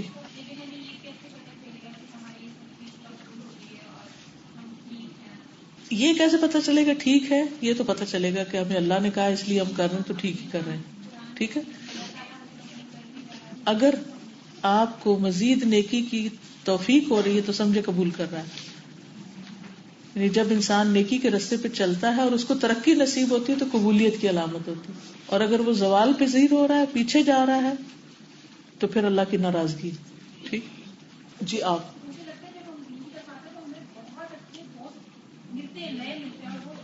ہاں بالکل بالکل صحیح کہا آپ نے کہ بعض اوقات کچھ لوگ چھٹ جاتے ہیں اور کچھ اچھے مل بھی جاتے ہیں. ٹھیک, اور لوگوں کے چھٹنے پر غم نہ کیا کریں, کیونکہ لوگوں نے بہرحال چھٹنا ہی چھٹنا ہے, آج نہیں تو کل چھٹیں گے. قبر میں کون جائے گا ساتھ؟ قیامت کے دن کون ہوگا ساتھ؟ سب نے چھوڑ دینا ہے. چلیے اس کو پورا کر لیں, یہ انڈر لائن کریں گے. وَهَذَا الْقُرْبُ مِنْ لَوَازِمِ الْمَحَبَّةِ وَهَذَا الْقُرْبُ مِنْ لَوَازِمِ الْمَحَبَّةِ. کس کی محبت کا لوازم ہے؟ جیسے کھانا آپ پکاتے ہیں نا تو آپ اس میں مرچ مسالہ ڈالتے ہیں تو وہ اس کے لوازمات ہوتے ہیں, اس کے بغیر اس کا ذائقہ نہیں بنتا. تو اللہ سے تعلق کا بھی کوئی مزہ نہیں آتا جب تک کہ اللہ سے محبت نہ ہو. ایک ہے بوجھ کے مارے نماز پڑھنا, اب وقت آ گیا نماز پڑھو, رمضان آ گیا روزہ رکھو, اب زکوٰۃ دو, بس گھسیٹ رہے. ان عبادتوں میں کوئی لذت نہیں ہے آپ کی. لیکن جب محبت ہوگی تو کیا ہوگا؟ خوشی اور لذت. یہ ساری مشکل چیزیں آسان لگنے لگیں گی. تو اس پر بھی اپنا جائزہ لیا کریں. فَكُلَّمَا كَانَ الْحُبُّ أَعْظَمَ كَانَ الْقُرْبُ أَكْثَرَ. سبحان اللہ. جتنی محبت عظیم ہوگی, بڑی ہوگی, زیادہ ہوگی, اتنا ہی قرب زیادہ ہوگا, اکثر ہوگا. فَتَسْتَوَلِّي مَحَبَّةَ الْمَحْبُوبِ عَلَى قَلْبِ الْعَبْدِ. چھا جاتی ہے محبوب کی محبت بندے کے دل پر, یعنی اللہ کی. وَيَغْلِبُ مَحْبُوبُهُ عَلَى قَلْبِهِ. اور غالب آ جاتا ہے محبوب اس کے دل پر. حَتَّى كَأَنَّهُ يَرَاهُ وَيُشَاهِدُ. یہاں تک کہ گویا وہ اس کو دیکھ رہا ہے اور اس کا مشاہدہ کر رہا ہے. فَيَرَى الْإِلَهَ اقرب الیہ من کل شیء. تو وہ دیکھتا ہے الہ کو ہر چیز سے زیادہ قریب تر. مع کونہ ظاہرا لیس فوقہ شیء. باوجود اس کے کہ وہ غالب ہے اور اس سے اوپر کوئی نہیں. فسبحان الذی یعلم السر واخفی. پاک ہے وہ ذات جو جانتا ہے چھپے کو اور اس سے بھی زیادہ خفیہ کو. وملأ قلوب من شاء بالایمان والتقوی. اور اس نے بھر دیا ان لوگوں کے دلوں کو جن کو اس نے چاہا ایمان اور تقوی سے. جس جس کے دل اس نے چاہے ایمان اور تقوی سے بھر دیا. اللہ ہمارا بھی بھر دے. جی آپ. جی میں یہ سوچ رہی تھی جو سارا آپ نے پڑھایا بھی کہ مجھے ایک انسیڈنٹ یاد آ رہا تھا کہ جیسے اچھے لوگوں کا ساتھ ہونا بھی کتنی بڑی ایک نعمت ہے, اور ساتھ ساتھ ان کو اچھی طریقوں پہ گائڈ کرنا. جیسے ہم سب جانتے ہیں, ہماری پوری نیشن جانتی ہے کہ پشاور میں جو انسیڈنٹ ہوا اور اس میں کس طرح سے جو کچھ بھی ہوا وہ میڈیا پہ جو کچھ دکھایا گیا, اور اس میں تھا کہ ہم چونکہ وہاں پر آئی وٹنس تھے, بہت ساری چیزوں کو جا کر ہم نے خود دیکھا, اسکول کا وزٹ کیا, جا کے بچوں کو جو ہاسپٹلس میں تھے ان سے جا کے ملاقات کی, اس کے بعد جا کر گھروں میں ہم نے ان کی جو مائی تھی ان سے جا کر ہم ملے. تو ایک چیز سے دیکھ رہی تھی کہ ٹھیک ہے وہ غم تو ایک تھا استاذہ, ظاہر ہے اس سے بڑا غم ایک ماں کو اور کیا ہو سکتا ہے, لیکن جو آس پاس کے لوگ تھے وہ جس طرح سے ان کو وہ چیز کو بھولنے نہیں دے رہے تھے, اور وہ اس طرح سے ان کو ایسے وہ بیان کرنا اور ایسی ایسی چیزوں کو یاد دلانا. پھر جیسے ہم ساتھ ساتھ ہم جاتے رہے, پہلے دن حالت ان کی بہت خراب تھی, پھر الحمدللہ اللہ کا بہت احسان ہے کہ اللہ تعالیٰ نے کچھ ہمت دی اور ہمیں جا کے لوگوں کو بتایا کہ اصل چیز کرنے کا کام اس وقت کیا ہے. ٹھیک ہے غم تو ہے, وہ چیز تو واپس آ نہیں سکتی, لیکن اب کیا ہم ساری زندگی اسی غم کا حصہ بن جائیں, اپنی زندگی کو اسی چیز پہ لگا دیں, یا کوئی پروڈکٹیو کام پہ کریں, تو وہ اس کے بعد الحمدللہ بہت زیادہ بہتر ہو جاتے. لیکن جو آس پاس کے لوگ ہیں وہ ان کو اس پہ واپس نہیں آنے دے رہے. پر اب بھی ہوتا ہے کہ جیسے کچھ دن گزرتے ہیں پھر وہ سب کے سب اکٹھے ہو جاتے ہیں اور دیکھیں غم کو بھولنا چاہتے نہیں. جی بھولنا چاہتے نہیں ہیں. تو یہ بڑی ایک تکلیف دہ چیز ہے, اور ایسی چیزوں کو یاد رکھ کے فائدہ کچھ نہیں, ذاتی زندگی میں ہو, اجتماعی زندگی میں ہو. اصل میں ہم میں سے ہر ایک کو اپنے اپنے دل کا جائزہ لینا چاہیے کہ وہ کون سی چیز ہے جس کے لیے میں بہت روتی ہوں. ہر انسان کی زندگی میں کوئی دکھ ہوتا ہے, کسی کی زندگی میں کوئی کمی ہے, کسی کی زندگی میں کوئی کمی, کیونکہ اللہ نے دنیا کو پرفیکٹ بنایا نہیں, یہاں کمیاں لازمی ہوں گی. تو جس چیز کو دیکھ کر آپ غمگین ہوتے ہیں, دکھی ہوتے ہیں, وہیں اپنے آپ کو پکڑ لیجیے. وہ آپ کی وہ رگ ہے دکھتی ہوئی کہ جس کی اصلاح ضروری ہے, وہ اپنی جگہ سے ہٹی ہوئی ہے. اور اس وقت اپنے ایمان کا جائزہ لیا کرے, کیونکہ یہ رونا دھونا, یہ غم, یہ سب کچھ شیطان کا وار ہوتا ہے اور انسان کو اللہ کی عبادت اور اطاعت اور شکر گزاری سے دور کرتا ہے. علاج کیا ہے؟ دنیا کی حقیقت کو پہچانے انسان کی بہت چھوٹی ہے, اور جس چیز پہ روتا ہے اس کی اصلاح کرے. اگر وہ حلال ہے, جائزہ حاصل کرنے کی ہے, مثلا روزگار نہیں ہے تو روزگار کے لیے محنت کرے, کوشش کرے. اگر کوئی اور اسی طرح کی چیز ہے جس کا حصول انسان کی ضرورت بھی ہے, فائدے کی چیز بھی ہے, تو کوشش کے ساتھ اللہ سے مدد مانگے, دعا کرے. لیکن محض ہاتھ پاؤں توڑ کے رونا دھونا, غم منانا اور مسئلے کا حل نہ سوچنا, یہ اپنے ساتھ بھی جاتی ہے اور اپنے متعلقین کے ساتھ بھی جاتی ہے. جی ایک چیز جو دیکھی جاتی ہے اور سننے کو بھی ملتا ہے, لوگ بھی اس کی بات کرتے ہیں کہ جیسے ہم نے پڑھا ہے کہ اللہ کی بڑائی عظمت کو جانتے ہوئے اس کے بھروسہ فروخت دیتا ہے, تو جو شخص اس سے عمل کی کوشش کر رہا ہوتا ہے اس کو لوگ سر مزاج سمجھتے ہیں, بہت اس کو کسی چیز کا اثر نہیں ہوتا, اور یہ تو بڑا ٹھنڈے ہیں اور ان کو تو بے حس ہے. اور ہمارے یہاں ایک عام سوچ ہے کہ جتنا جس میں شور ڈالا جائے, رویا جائے, بار بار ذکر کیا جائے, اتنا ہمیں غم زیادہ ہے. اور جو غم کو غم سمجھ کے اس سے دل میں رکھ کے اللہ سے رجوع کرے, اس کا غم نہیں سمجھتے, پھر اس کے ساتھ ساتھ اس پر اور غم ڈالنے کی کوشش کرتے ہیں کہ اس پر کوئی اثر نہیں ہوتا. لوگ یہ چاہتے ہیں کہ آپ ان کے لیول پر اتر آئیں, لیکن ہمیشہ یاد رکھے کل هل يستوي الذين يعلمون والذين لا يعلمون, برابر نہیں ہو سکتے اور ہونے کی کوشش بھی نہ کریں, کیونکہ اللہ سبحانہ وتعالیٰ نے جب ایک روشنی دی ہے تو اس کی روشنی میں اپنا راستہ دیکھیں. وہ آتا نا قرآن میں, امن کان میتا فاحییناہ وجعلنا له نورا یمشی بہ فی الناس کمن مثلہ فی الظلمات لیس بخارج منها. جی پیچھے.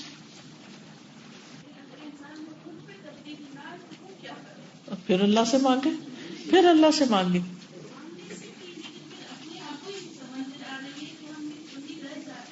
کیونکہ ہم انسان کمزور ہیں, وَخُلِقَ الْإِنسَانُ ضَعِيفًا, ہم کمزور ہیں. دعا کی ڈوز بڑھا دیں, ٹھیک ہے. اور ایک وقت ہوتا ہے کہ چھوٹی سی ڈوز بھی فائدہ دیتی. مثلا لاسٹ ویک میں نہیں آ سکی تھی, یہاں میرا مسل پل ہوا تھا, تو میں دوائی لے رہی تھی لیکن ڈوز کم تھی اس کی. جب ڈبل ڈوز کی تو الحمدللہ جلدی فائدہ ہوا. اچھا, اس کے کچھ دن بعد کسی اور کو تکلیف ہوئی, وہی ڈوز جو میں لے رہی تھی سنگل ڈوز وہ دی گئی, ایک ہی ڈوز میں آرام آ گیا. تو میں غور کر رہی تھی کہ وقت کے ساتھ ساتھ انسان کا جسم جب سلو ہو جاتا ہے, یا ہم ایک لمبے عرصے تک کچھ دوائیاں کھاتے رہتے ہیں, پھر کیا ہوتا ہے, امیون ہو جاتا ہے اور وہ اثر نہیں ہوتا. تو پھر کس چیز کی ضرورت ہوتی ہے؟ ڈوز بڑھانے کی. تو بالکل اسی طرح آپ کو بھی کیا کرنا ہے, ڈوز بڑھانا ہے, دعا کی ڈوز بڑھانا ہے, علم کی مجلسوں کی ڈوز بڑھانی ہے. پھر دوا کے ساتھ پرہیز بھی چاہیے ہوتا ہے, ایسی چیزوں سے پرہیز کرنا ہے کہ جو آپ کے ایمان میں کمی لانے والی ہے, ان مجلسوں سے بھی پرہیز کرنا ہے. ٹھیک ہے جی.